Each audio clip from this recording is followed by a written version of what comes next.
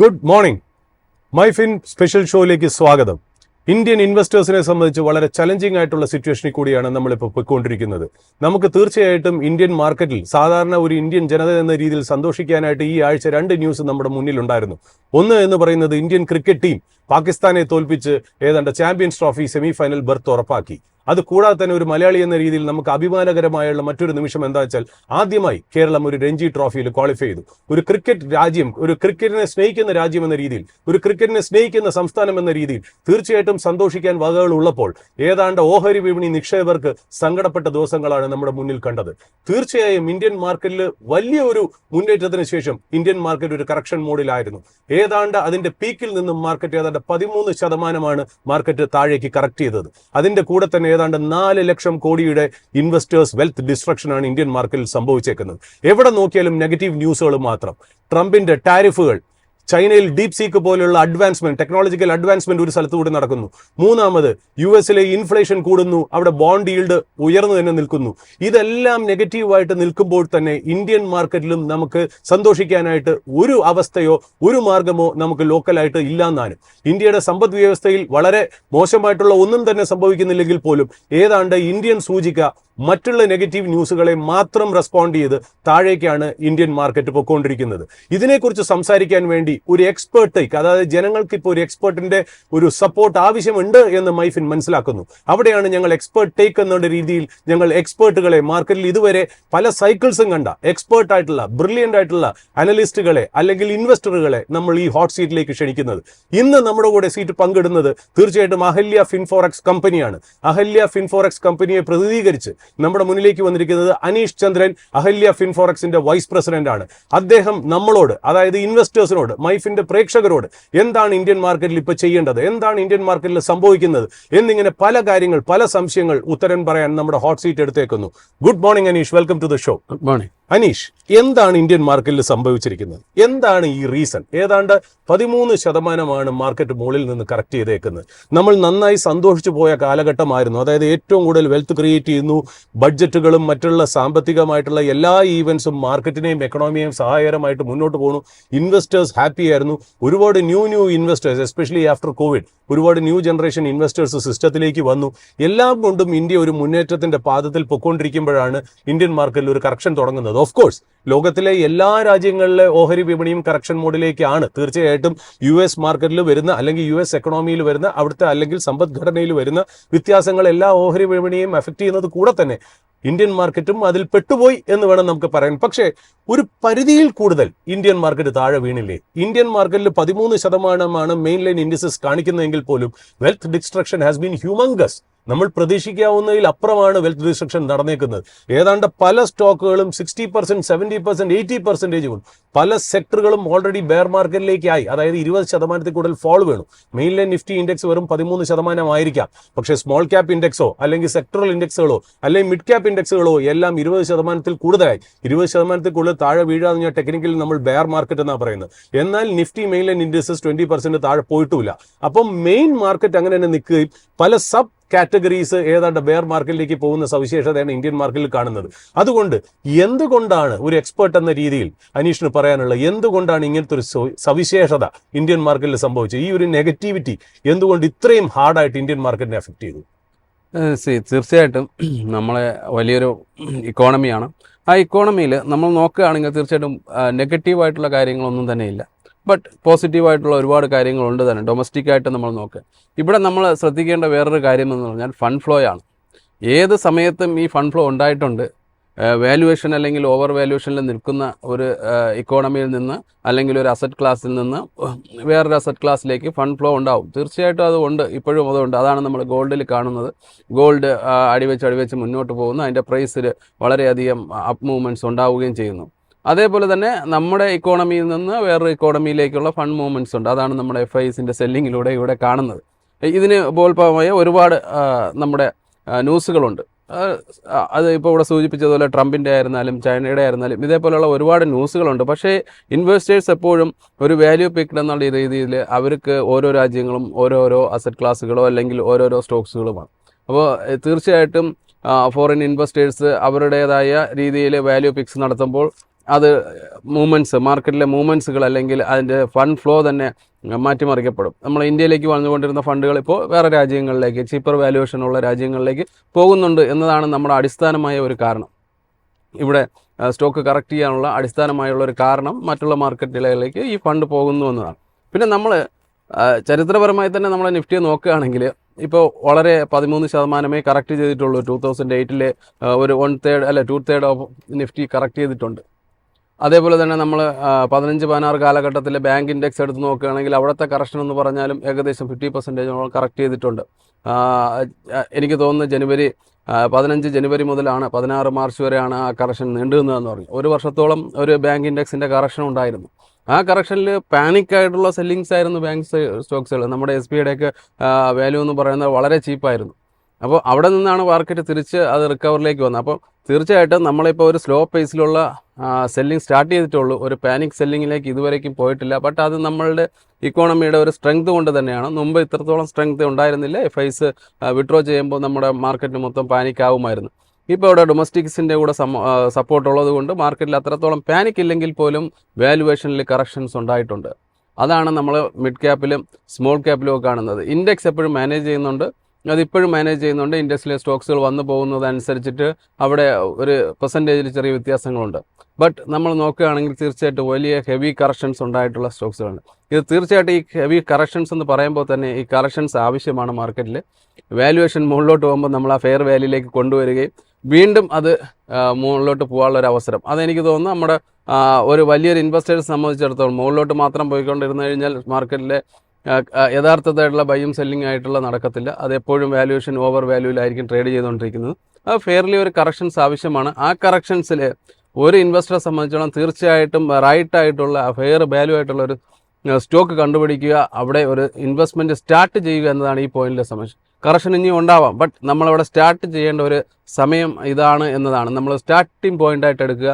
ഇനിയും കറക്റ്റ് ചെയ്യുകയാണെങ്കിൽ തീർച്ചയായിട്ടും നമുക്ക് കുറച്ചുകൂടെ ബൈ ചെയ്യാനുള്ള അവസരമാക്കി എടുക്കുക. അപ്പോൾ ഒരു സ്റ്റാർട്ടിംഗ് പോയിൻ്റാണ് ഈ പോയിൻ്റ് എന്ന് ഞാൻ പറയാൻ ഉദ്ദേശിക്കുന്നു. അതേപോലെ തന്നെ ഇത് തിരിച്ചു കയറുമ്പോൾ മാർക്കറ്റിലേക്ക് വളരെയധികം തിരിച്ചു കയറുമ്പോൾ നമ്മൾ അവിടെ റൈറ്റ് ആയിട്ടുള്ള പ്രോഫിറ്റ് ബുക്കിംഗ്, കാരണം കുറേ വർഷമായിട്ട് നമ്മളൊരു വൺ സൈഡ് റാലി അല്ലെങ്കിൽ മൂവ്മെൻറ്റ്സ് ആണ് കണ്ടുകൊണ്ടിരുന്നത്. അവിടെ പല ആളുകളും ഇനിയും പോകും എന്നുള്ള രീതിയിലാണ് അവിടെ ഒരു പ്രോഫിറ്റ് ബുക്കിംഗ് നടത്തുകയോ അല്ലെങ്കിൽ ഒരു കറക്റ്റായിട്ടുള്ള ഒരു എക്സിറ്റ് പോയിൻ്റ് എടുക്കാതിരിക്കുകയോ ചെയ്തപ്പോഴാണ് ഈ വലിയ ഡിസ്ട്രക്ഷൻസ് അല്ലെങ്കിൽ മാസ്സായിട്ടുള്ള വെൽത്ത് നമുക്ക് നഷ്ടപ്പെടുവാൻ ഉള്ള സാധ്യത വന്നത്. അപ്പോൾ അവിടെയും തീർച്ചയായിട്ടും ചില സമയങ്ങളിൽ നമ്മൾ പ്രോഫിറ്റ് ബുക്കിങ്ങും ആവശ്യമാണ്. ഈ പോയിന്റുകളിൽ നമ്മൾ കൂടുതൽ ഇൻവെസ്റ്റ്മെൻറ്റിൻ്റെ ഒരു സ്റ്റാർട്ടിങ് തുടങ്ങേണ്ടതിൻ്റെ ആവശ്യം നമുക്കുണ്ട്. അപ്പോൾ ഈ പോയിന്റ്സ് എന്ന് പറയുന്നത് ഇൻവെസ്റ്റ്മെൻറ്റ് സ്റ്റാർട്ട് ചെയ്യേണ്ടതും നമ്മൾ ചില സമയങ്ങളിൽ പ്രോഫിറ്റ് എടുക്കാനായിട്ട് അല്ലെങ്കിൽ അത് ബുക്ക് ചെയ്ത് നമ്മളുടെ വെൽത്ത് സേഫാക്കുക എന്നുള്ള ഒരു രീതിയിലും ഇൻവെസ്റ്റർ മാറണമെന്നാണ് ഈ കറക്ഷൻ കൊണ്ട് നമുക്ക് ഉദ്ദേശിക്കുന്നത്. താങ്ക് യു അനീഷ് വളരെ ബ്രില്യൻ്റ് ആയിട്ട് തന്നെ അത് സമ്മറൈസ് ചെയ്തു ടോട്ടൽ പ്രോഗ്രാമിനെ.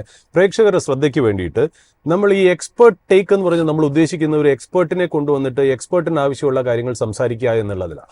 ജനങ്ങളുടെ ഭാഗത്ത് നിന്ന്, അതായത് ഇൻവെസ്റ്റേഴ്സിന്റെ ഭാഗത്ത് നിന്ന്, നിക്ഷേപകരുടെ ഭാഗത്ത് നിന്ന് ഞങ്ങൾ 10 ചോദ്യങ്ങളാണ് എക്സ്പേർട്ടിൻ്റെ അടുത്ത് ഞങ്ങൾ ചോദിക്കാൻ പോകുന്നത്. അത് ഈ സമയത്ത് ഏതൊരു ഇൻവെസ്റ്ററിനും മനസ്സിൽ തോന്നുന്ന 10 ചോദ്യങ്ങളാണ്. ഒരു ഇൻവെസ്റ്റർ എന്ന നിലയിൽ എനിക്കും തോന്നുന്ന 10 ചോദ്യങ്ങളാണ് നമ്മൾ അനീഷായിട്ട് പങ്കുവയ്ക്കാൻ പോകുന്നത്. എന്താണ് അനീഷ് സംസാരിക്കാൻ പോകുന്നത് എന്നുള്ള ഒരു ക്യാപ്സ്യൂൾ അനീഷ് ഇവിടെ ഇൻട്രൊഡക്ഷനിൽ കൂടെ അവതരിപ്പിച്ചു കഴിഞ്ഞു. ഇനി ഓരോ ചോദ്യങ്ങളും 1, 2, 3 എന്ന നിലയ്ക്ക് തന്നെ നമ്മൾ അനീഷിനോട് ചോദിക്കുന്നതാണ്. അങ്ങനെ 10 ചോദ്യം ചോദിക്കുന്നതായിരിക്കും ഈ എക്സ്പേർട്ട് ടേക്ക് എന്ന് പറയുന്ന ഒരു പരിപാടി തന്നെ. പിന്നെ ജനങ്ങളുടെ ശ്രദ്ധയ്ക്ക് വേണ്ടി ഒരു ഡിസ്ക്ലൈമറും ഡിസ്ക്ലോഷറും കൂടെ ഞങ്ങൾ പറയട്ടെ. ഞങ്ങൾ ഈ ഡിസ്കഷനിലേക്ക് പല സ്റ്റോക്കുകളെ കുറിച്ചോ പല സെക്ടറുകളെ കുറിച്ചോ ഞങ്ങൾ ചിലപ്പോൾ മെൻഷൻ ചെയ്തേക്കാം.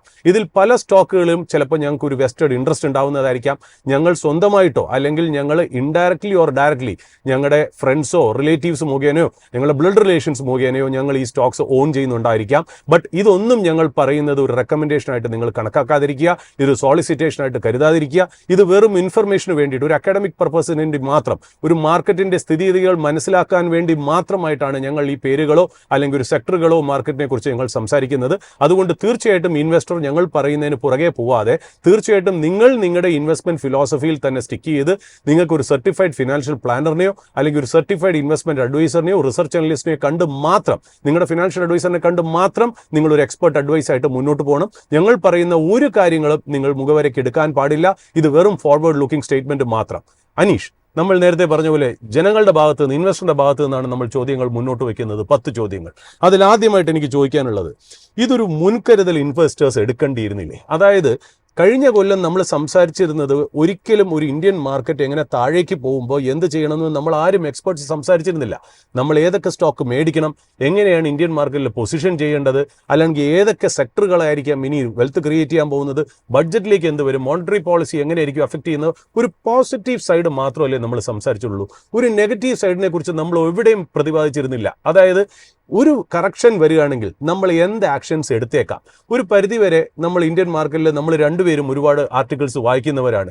ചില മ്യൂച്വൽ ഫണ്ട്, എസ്പെഷ്യലി ഈ പരാഗ് പാരിക്കിന്റെ ഫ്ലെക്സി ക്യാപ് ഫണ്ടിലേക്ക്, രാജീവ് തക്കറിന്റെ ഒക്കെ ഫണ്ടുകൾ ഏതാണ്ട് 20%, 30% കഴിഞ്ഞ ദിവാലിയോടുകൂടി തന്നെ ഏതാണ്ട് ക്യാഷിലേക്ക് പോയതായിട്ടും പറയപ്പെടുന്നുണ്ട്. അതായത് പല ഫണ്ടുകൾ അല്ലെങ്കിൽ പല ഇൻവെസ്റ്റേഴ്സും ഇങ്ങനെ ഒരു കാര്യം, അതായത് ഈ ഒരു കറക്ഷൻ അവർ പ്രതീക്ഷിച്ചിരുന്നു എന്നുള്ള കാര്യത്തിൽ സംശയമില്ല. എന്താണ് ഒരു ഇൻവെസ്റ്റർ ശരിക്കും പറഞ്ഞാൽ ഒരു ബുൾ ടൈംസിന്റെ പീക്കിലെത്തിയപ്പോൾ എവിടെയായിരുന്നു ഈ പീക്ക് മനസ്സിലാക്കേണ്ടിയിരിക്കുന്നത്, അല്ലെങ്കിൽ എവിടെ വെച്ചായിരുന്നു ഈ കാര്യങ്ങൾ ശ്രദ്ധിക്കേണ്ടിയിരിക്കുന്നത്? ഒരു എക്സ്പീരിയൻസ്ഡ് അനലിസ്റ്റ് എന്ന രീതിയിൽ, അല്ലെങ്കിൽ കുറെ കൊല്ലമായി പല ബ്രോക്കിംഗ് കമ്പനിയിൽ വർക്ക് ചെയ്ത ഒരു വിസ്ഡം വെച്ചിട്ട് എന്തായിരുന്നു മുൻകരുതലുകൾ സാധാരണ ഒരു ഇൻവെസ്റ്റർ എന്ന രീതിയിൽ എടുക്കാമായിരുന്നു? തീർച്ചയായിട്ടും ഇതിൽ ഒരു പോയിന്റ് ഓഫ് ടൈം നമുക്ക് പറയാൻ പറ്റില്ല എങ്കിൽ പോലും നമുക്ക് ചില ഇൻഡിക്കേഷൻസ് മാർക്കറ്റ് നേരത്തെ തന്നിരുന്നു. അതേപോലെ തന്നെ എക്സ്പേർട്ട് ആയിട്ടുള്ള ഈ ഫണ്ട് മാനേജേഴ്സ് എല്ലാം തന്നെ അവരുടെയൊക്കെ ഒപ്പീനിയൻ എടുത്തുകൊണ്ട് അവരത് ക്യാഷിലേക്ക് പോയിരുന്നു എന്നുള്ളത് നമ്മൾ ന്യൂസ് വായിക്കുമ്പോൾ അത് മനസ്സിലാക്കാൻ സാധിക്കുന്നു എന്നാണ്.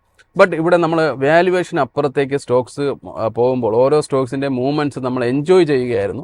തീർച്ചയായിട്ടും ആ എൻജോയ്മെന്റിന് അപ്പുറം നമ്മൾ ചിന്തിക്കണമായിരുന്നു. സെലിബ്രേഷൻ അപ്പുറം നമ്മളെ ക്യാഷ് നമുക്ക് അത് കുറച്ചെങ്കിലും സേഫ് ആകാമായിരുന്നു, അല്ലെങ്കിൽ ഒരു 50% എങ്കിലും നമുക്ക് അതിൽ റിട്ടേൺ എടുക്കാമായിരുന്നു. അതുവഴി നമ്മളൊരു ടാക്സ് പ്ലാനിങ് ഒക്കെ നടത്താമായിരുന്നു. ഇപ്പോൾ ഇവിടെ കുറേ കാലമായിട്ട് നമുക്കൊരു ലോങ് ടൈം ടാക്സ് ഉണ്ടായിരുന്നില്ല, അതിന് ശേഷമാണ് ഇപ്പോൾ വന്നത്. അപ്പോൾ ഈ ഒരു ബുൾ റണ്ണിൽ നമ്മൾ റീഇൻട്രൊഡ്യൂസ് ചെയ്തതിന് ശേഷം, അതായത് long time capital gain reintroduce ചെയ്തതിന് ശേഷമുള്ള ഒരു വലിയ ഗെയിൻ ആയിരുന്നു ഇപ്പോൾ മാർക്കറ്റിലേക്ക് വന്നത്. ആ സമയത്ത് പലരും ഒരു കോഷ്യസ് ആയിരുന്നു, ഇത് എടുത്തു കഴിഞ്ഞാൽ ടാക്സ് വരും അങ്ങനെയുള്ള. അതിനൊക്കെ അപ്പുറം നമ്മുടെ വെൽത്തിന് ഡിസ്ട്രക്ഷൻ വരാതെ നമ്മളത് സംരക്ഷിക്കണമായിരുന്നു എന്നുള്ള ഒരു ക്വസ്റ്റ്യൻ നമ്മുടെ മുന്നിൽ നിൽക്കുന്നു. അതിനൊരു എക്സാക്ട് പോയിന്റോ ഒരു ടോപ്പ് പോയിന്റ്സിലോ നമുക്കത് പ്രഡിക്റ്റ് ചെയ്യാൻ പറ്റത്തില്ല.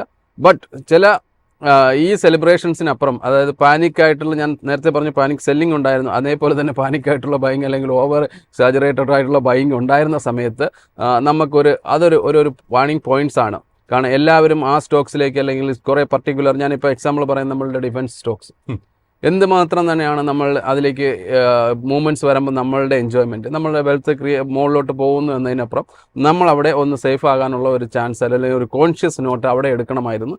അത് നമ്മൾ ഉണ്ടായിട്ടില്ലെങ്കിൽ തീർച്ചയായിട്ടും അതിൽ നമുക്കിപ്പോൾ അതിൽ ഒരുപാട് വെൽത്ത് അതിലേക്ക് വന്നിട്ടുണ്ട്. അപ്പോൾ ഇതേപോലുള്ള പോയിന്റ്സുകൾ നമ്മൾ തീർച്ചയായിട്ടും, വാല്യുവേഷൻ ആണ് മെയിനായിട്ട്. ഞാൻ വേറെ ഒരു പോയിന്റ്സിലേക്കും പോകുന്നില്ല. വാല്യുവേഷൻ എന്നുള്ള പോയിന്റ്സ് തന്നെയാണ് ഒരു ഇൻവെസ്റ്റർ ഗ്ലോബലി അക്സെപ്റ്റഡ് ആയിട്ടുള്ള. ബാക്കി എല്ലാ കാര്യങ്ങളും ഇതിനൊരു നിമിത്തം മാത്രമായിരുന്നു. തീർച്ചയായിട്ടും ഒരു ന്യൂസ് ഫ്ലോ ആയിക്കോട്ടെ, അത് ഗ്ലോബലി അക്സെപ്റ്റഡ് ആയിട്ടുള്ള പ്രിൻസിപ്പിൾസ് എന്ന് പറഞ്ഞ വാല്യുവേഷൻസ് തന്നെയാണ്. ഈ വാല്യുവേഷൻസിൽ വരുന്ന ചേഞ്ചസിലാണ് ഫണ്ട് ഫ്ലോ ഉണ്ട്. അപ്പം നമ്മളൊരു ഗ്ലോബലി അല്ലെങ്കിൽ സ്റ്റോക്ക് മാർക്കറ്റ് എന്ന് പറഞ്ഞാൽ എല്ലാത്തിനും ഒരു എഗൻസ്റ്റ് ആയിട്ട് നിൽക്കാതെ ഈ മൂവ്മെൻറ്റ്സിനൊപ്പം നിൽക്കുകയാണെങ്കിൽ തീർച്ചയായിട്ടും നമുക്കൊരു ബെനിഫിറ്റ് ഉണ്ടാക്കാൻ സാധിക്കും. അപ്പോൾ ഗ്ലോബലി ആ ഫണ്ട് ഫ്ലോ വരുമ്പോൾ അതല്ലെങ്കിൽ സ്റ്റാർട്ടിംഗ് പോയിന്റ്സിൽ, പിന്നെ അത് കഴിഞ്ഞ് നമ്മളുടെ ഇക്കോണമിയിൽ ചെറിയൊരു സ്ലോ ഡൗൺ ആദ്യം ഉണ്ടായിരുന്നു എങ്കിൽ പോലും, ഇപ്പോൾ വലിയ സ്ലോ ഡൗൺ ഉണ്ടായിട്ടില്ലെങ്കിലും രണ്ട് ക്വാർട്ടറായിട്ടുള്ള GDP യിലൊക്കെ കാണുന്ന ചെറിയ തിരിച്ചടികൾ നമ്മളത് കോൺഷ്യസ് ആയിട്ട് എടുക്കണം. വരാൻ പോകുന്ന ഒരു ഇൻഡിക്കേഷനായിട്ട് തന്നെ സീരിയസ് ആയിട്ട് നമ്മൾ എടുത്തില്ല, അത് തീർച്ചയായിട്ടും. പക്ഷേ അവിടെ ഗവൺമെൻറ് കുറച്ച് കാര്യങ്ങൾ എടുത്തു. കാരണം അതിനെ വീണ്ടും ഇത് ചെയ്യുന്നതിനായിട്ട് ഗവൺമെൻറ് കുറേ ബഡ്ജറ്റിൽ കുറേ ഇൻട്രൊഡക്ഷൻസ് വന്നു, അല്ലെങ്കിൽ അതിൽ ടാക്സ് എസംഷനിലൊക്കെ കൊടുത്തു. അപ്പോൾ ഗവൺമെൻറ്റിൻ്റെ ഭാഗത്തു നിന്ന് ഒരു കോൺഷ്യസ് ആയിട്ടുള്ള എഫേർട്ട് ഉണ്ട്. ബട്ട് അവിടെയും നമ്മൾ കോൺഷ്യസ് ആയില്ല എന്നതാണ്. അതായത് അനീഷ് പറയുന്നത്, മാർക്കറ്റിൽ ഒരു ബുൾ ഫ്രൻസി വരുമ്പോൾ നമ്മൾ ഗുഡ് ന്യൂസുകൾ മാത്രമേ കാണുന്നുള്ളൂ, ബാഡ് ന്യൂസിനെ കുറിച്ച് നമ്മൾ ചിന്തിക്കുന്നില്ല, അല്ലെങ്കിൽ അതിനുവേണ്ടി ഒരു പ്ലാൻ, അതിനൊരു വെയിറ്റേജ് നമ്മൾ കൊടുക്കുന്നില്ല എന്നുള്ളതാണ്. ഓക്കെ, രണ്ടാമത്തെ ചോദ്യം മനീഷ്, എന്തൊക്കെ ആയിരിക്കണമായിരുന്നു നമുക്ക് ഒരു പരിധി വെച്ച് നമ്മൾ മനസ്സിലായി. സപ്പോസ് ഇപ്പോൾ നമ്മൾ സെപ്റ്റംബറിലോ ഒക്ടോബർ മുതലാണ് നമുക്ക് ഇന്ത്യൻ മാർക്കറ്റിൽ വലിയൊരു കറക്ഷൻ നേടുന്നത്, അല്ലെങ്കിൽ ആ സ്ലൈഡ് തുടങ്ങിയത് അപ്പം മുതലാണ്, ദീപാവലിക്ക് ശേഷമുള്ള കാലഘട്ടങ്ങളിലാണ് അത് തീർച്ചയായിട്ടും മാർക്കറ്റ് പതുക്കെ പതുക്കെ താഴേക്ക് വന്നിരുന്നത്. നമ്മൾ ഒരു സന്ദർഭത്തിൽ നമ്മൾ മനസ്സിലാക്കുമല്ലോ, അപ്പോൾ ഒരു ഇൻവെസ്റ്റർ അവിടെ എത്തിയപ്പോൾ നമ്മൾ മനസ്സിലാക്കിയിരുന്നു എക്സസുകൾ ഒരുപാടുണ്ട്. അതായത് ബുൾ ന്യൂസ് മാത്രമേ നമ്മൾ ഡിസ്കൗണ്ട് ചെയ്യുന്നുള്ളൂ, ബാഡ് ന്യൂസ് ഒന്നും നമ്മൾ ഡിസ്കൗണ്ട് ചെയ്യുന്നില്ല, മാർക്കറ്റ് കറക്ഷൻ എപ്പോൾ വേണമെങ്കിലും വരാം എന്ന് പ്രതീക്ഷിച്ച ഒരു ഇൻവെസ്റ്റർ എന്തൊക്കെ ആയിരിക്കാം ഒരു മുൻകരുതൽ എടുക്കേണ്ടി വന്നിരുന്നത്. ഇനിയും ഈ സന്ദർഭങ്ങൾ നമ്മുടെ ഇന്ത്യൻ മാർക്കറ്റിൽ വരും, അതായത് ഒരു എക്സസിലേക്ക് വരും. ആ സമയത്ത് എന്തൊക്കെയാണ് നമ്മൾ ചെയ്യേണ്ടത്, എന്തൊക്കെ പാരാമീറ്റേഴ്സ് ആണ് നോക്കേണ്ടത്, എന്തൊക്കെ രീതിയിൽ നമുക്ക് അതിനെ ഹെഡ്ജ് ചെയ്യാം, എന്താണ് പറയാനുള്ളത്? ഇതിൽ ആദ്യമായിട്ട് നമ്മളുടെ അല്ലെങ്കിൽ വെൽത്ത് ഒരു പരിധിക്കപ്പുറം ഗ്രോ ചെയ്യുമ്പോൾ അതിൽ നമ്മൾ കോൺഷ്യസ് ആവുക, നമ്മളെപ്പോഴും അത് അലർട്ടാകുക. ദെൻ നമ്മൾ ഒരു ഡൈവേഴ്സിഫിക്കേഷൻ ചെയ്യുക. തീർച്ചയായിട്ടും ഒരു അസറ്റ് ക്ലാസ്സിൽ മാത്രമല്ലാതെ നമ്മളിപ്പോൾ സ്റ്റോക്ക് മാർക്കറ്റിനെ കുറിച്ചാണ് പറയുന്നതെങ്കിൽ പോലും വെൽത്ത് എന്ന് പറയുമ്പോൾ എല്ലാം ഇൻക്ലൂഡ് ആവും. അപ്പം നമ്മൾ വെൽത്തിലേക്ക് പോകുമ്പോൾ ഇപ്പോൾ നമ്മളുടെ ഗോൾഡ് അതൊരു അസറ്റ് ക്ലാസ് ആണ്, അതിലെ പ്രൈസ് മൂവ്മെൻറ്റ്സ് വരുന്നുണ്ട്. അപ്പം നമ്മൾ ഡൈവേഴ്സ്ഡ് ആയിക്കഴിഞ്ഞാൽ ഇവിടെ കുറച്ച് ഡിസ്ട്രക്ഷൻ വരികയാണെങ്കിലും അടുത്തൊരു അസറ്റ് ക്ലാസ്സിൽ നമുക്ക് തീർച്ചയായിട്ടും ഒരു മൂവ്മെൻറ്റ്സ് കിട്ടും. അതേപോലെ തന്നെ നമ്മുടെ ഫിക്സഡ് ഇൻകം പോലുള്ള അസറ്റ് ക്ലാസ്സിൽ ഉണ്ടായിരുന്നു എങ്കിൽ നമുക്കൊരു കോൺസ്റ്റന്റ് ആയിട്ടുള്ള അല്ലെങ്കിൽ ഒരു കോൺസ്റ്റന്റ് ആയിട്ടുള്ള റിട്ടേൺ നമുക്ക് അതിൽ കിട്ടാം, NCD പോലുള്ള ഇൻവെസ്റ്റേഴ്സ്. അപ്പം അങ്ങനെയുള്ള ഒരു ഡൈവേഴ്സിഫിക്കേഷനാണ് ആദ്യമായിട്ട് നമ്മളത് എടുക്കേണ്ടത്. അതിനെയാണ് ഞാൻ നേരത്തെ മുമ്പൊക്കെ പറഞ്ഞിട്ടുള്ള അസറ്റ് അലോക്കേഷൻ എന്ന് പറയുന്നത്. അതേപോലെ തന്നെ നമ്മൾ എല്ലാ ന്യൂസുകളെയും നമ്മളൊന്ന് ശ്രദ്ധിക്കുന്നത് നല്ലതായിരിക്കും. നമ്മളെ മ്യൂച്വൽ ഫണ്ട് സംബന്ധിച്ച് അവിടെ മാർക്കറ്റിലെ നേരത്തെ പറഞ്ഞ ഫണ്ട് മാനേജേഴ്സ് അവിടെ ആക്ഷൻസ് എടുക്കുന്നുവെങ്കിൽ പോലും നമ്മൾ ഇൻഡിവിജ്വലി ചെയ്യുമ്പോൾ ആണെങ്കിൽ നമ്മളുടെ സ്റ്റോക്സിനെ കുറിച്ച് നമ്മളൊരു അവെയർ ഉണ്ടാകും. അവിടെ മ്യൂച്വൽ ഫണ്ടിൽ തീർച്ചയായിട്ടും ഫണ്ട് മാനേജർ അതിൻ്റെ അവയർനെസ് ഉണ്ട്, അവരവിടെ ക്ലാസ് എടുക്കുന്നു, അതുകൊണ്ടാണല്ലോ ആക്ഷൻസ് എടുക്കുന്നു, അതുകൊണ്ടാണല്ലോ നമ്മൾ കൂടുതൽ അങ്ങോട്ട് ഡൈനാമിക് ആയിട്ട് മാനേജ് ചെയ്യുന്നുണ്ട്. അപ്പോൾ അതേപോലെ ഡൈവേഴ്സിഫിക്കേഷൻ ഉണ്ടാവണം. ഇതേപോലുള്ള ന്യൂസുകൾ വരുമ്പോൾ നമ്മൾ കുറച്ച് കോൺഷ്യസ് ആയിരിക്കണം. അതേപോലെ തന്നെ നമ്മൾ ഒരു ഫ്യൂച്ചർ ഓറിയൻറ്റഡ് ആയിട്ടുള്ള എക്സ്പെർട്ടുകളുടെയോ മറ്റുള്ള ആളുകളുടെയൊക്കെ ഒപ്പീനിയൻ എടുത്തതിന് ശേഷം നമുക്കൊരു ആക്ഷൻസ് എടുക്കാമായിരിക്കും. കാരണം കുറച്ച് ഫണ്ട് നമുക്ക് സ്റ്റോക്ക് മാർക്കറ്റിലുള്ളെങ്കിൽ തന്നെ തീർച്ചയായിട്ടും മ്യൂച്വൽ ഫണ്ടിലേക്ക് മാറ്റാം. അതേപോലെ തന്നെ മറ്റ് ഏതെങ്കിലും അവന്യൂസിലേക്ക് മാറ്റണമെങ്കിൽ തീർച്ചയായിട്ടും മാറ്റാം. ഈ ഡെപ്റ്റ് മ്യൂച്വൽ ഫണ്ടുകൾ പോലത്തെയുള്ള തീർച്ചയായിട്ടും ഫിക്സഡ് ഇൻകം ബേസ്ഡ് ഉണ്ടാവാം. അതേപോലെ തന്നെ റിയൽ എസ്റ്റേറ്റ് ഇൻവെസ്റ്റ്മെന്റ് ട്രസ്റ്റ് ഉണ്ട്. അപ്പൊ ഇതുപോലുള്ള അസറ്റ് ക്ലാസ്സുകളിലേക്ക് തീർച്ചയായിട്ടും മാറ്റാം. ഗോൾഡ് ബേസ്ഡ് ETFകളും ഗോൾഡിലേക്ക് ഡയറക്റ്റ് പോയില്ലെങ്കിൽ പോലും നമുക്ക് ഒരുപാട് ഓപ്ഷൻസ് നമ്മളെ ഫ്രണ്ടിൽ ഇപ്പോൾ ഉണ്ട്.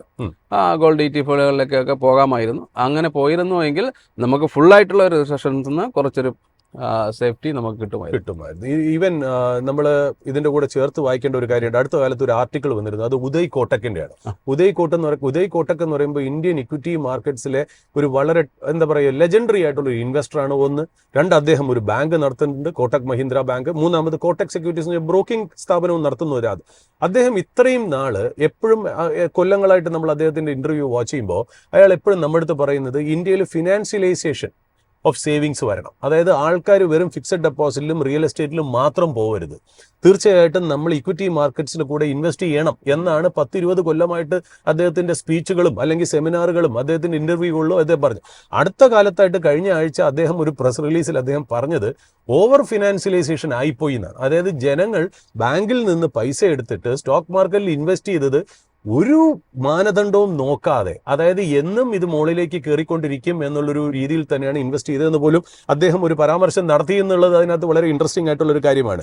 ഞാൻ മൂന്നാമതായിട്ട് ചോദ്യത്തിലേക്ക് ഞാൻ പോവാം. അതായത് നമ്മളൊരു സാധാരണ ഇൻവെസ്റ്ററാണ്. നമ്മൾ ഈ ഷോ ബേസിക്കലി ഒരു സാധാരണ, അതായത് മാർക്കറ്റ് കൊല്ലങ്ങളായിട്ട് അറിയാത്ത അടുത്ത കാലത്തേക്ക് വന്ന ആൾക്കാരായിരിക്കാം നമ്മുടെ പ്രേക്ഷകർ കൂടുതലും. അല്ലെങ്കിൽ അടുത്ത കാലത്ത് ഏറ്റവും കൂടുതൽ നമുക്ക് പമ്പ് ഇന്ത്യൻ മാർക്കറ്റിൽ കിട്ടിയത് ന്യൂ ഇൻവെസ്റ്റേഴ്സാണ്. ഈ ന്യൂ ഇൻവെസ്റ്റേഴ്സിനെ സംബന്ധിച്ച് പലരും മാർക്കറ്റിൽ ഒരു കറക്ഷൻ കണ്ടിട്ടില്ല. അതിൽ ഏതാണ്ട് 3/4% ആൾക്കാരും ഒരു സൈക്കിളിലും കൂടെ പാസ്സായിട്ടില്ല. അതായത് ഒരു ബുൾ മാർക്കറ്റ് മാത്രം കണ്ട് ശീലിച്ച ഒരുപാട് പേരുണ്ടാവാം. ഞാൻ ഇല്ല എന്ന് പറയുന്നില്ല, എക്സ്പീരിയൻസ്ഡ് ആയിട്ടുള്ള ഇൻവെസ്റ്റേഴ്സ് ഉണ്ട്. പക്ഷെ ഞാൻ അടുത്ത കാലത്ത് കണ്ട് ഞാനും ഇന്ററാക്ട് ചെയ്യുമ്പോൾ എനിക്കും മനസ്സിലായത് ഒരുപാട് ന്യൂ ഇൻവെസ്റ്റേഴ്സ് ആണ് സിസ്റ്റത്തിലുള്ളത്. ഈ അവരെ സംബന്ധിച്ചാണ് ഞാൻ ഈ മൂന്നാമതായിട്ടുള്ള ഒരു ചോദ്യം ഞാൻ ചോദിക്കുന്നത്. അതായത് എപ്പോഴായിരിക്കാം നമ്മളൊരു കോമൺ ജീവിതത്തിൽ നമ്മൾ ഇൻവെസ്റ്റ് ചെയ്ത് പോകുന്നു, നമ്മൾ DP അക്കൗണ്ടിൽ നമ്മൾ ഇൻവെസ്റ്റ്മെന്റ് ചെയ്യുന്നു, ഓരോ സ്റ്റോക്കിന്റെ റെക്കമെൻഡേഷൻസ് നമ്മൾ എക്സിക്യൂട്ട് ചെയ്യുന്നു, കൺവിക്ഷൻ വെച്ച് മുന്നോട്ട് പോകണം. എന്തൊക്കെ ആയിരിക്കാം മനീഷിന്റെ ഒരു തോന്നലിൽ, എവിടെ വെച്ചായിരിക്കാം നമ്മളൊരു പീക്കിംഗ്? നമുക്കിപ്പോൾ വാല്യുവേഷന്റെ കാര്യം കൂടാതെ ഇപ്പോൾ പലർക്കും ഈ വാല്യുവേഷൻ ഡിറ്റർമിനേഷൻ അല്ല, ബട്ട് ഒരു ക്രൗഡ് ഫ്രൻസിയോ അതേപോലെ അല്ലെങ്കിൽ വാല്യുവേഷന്റെ കാര്യത്തിലും എവിടെ വെച്ചിട്ടാണ് ഒരു ഇൻവെസ്റ്റർ ഏതാണ്ട് ഞാൻ ശ്രദ്ധിക്കേണ്ട സമയമായി എന്ന് വിശ്വസിക്കേണ്ടത് അല്ലെങ്കിൽ എന്ന് മനസ്സിലാക്കേണ്ടത് എന്താണ്, ഏത് സമയത്തായിരിക്കും? അതെ, തീർച്ചയായിട്ടും. ഈ ബുൾ മാർക്കറ്റിന്റെ ഒരു അവസാന ഘട്ടം എന്ന് പറഞ്ഞാൽ മാസ് പാർട്ടിസിപ്പേഷൻ ആണ്.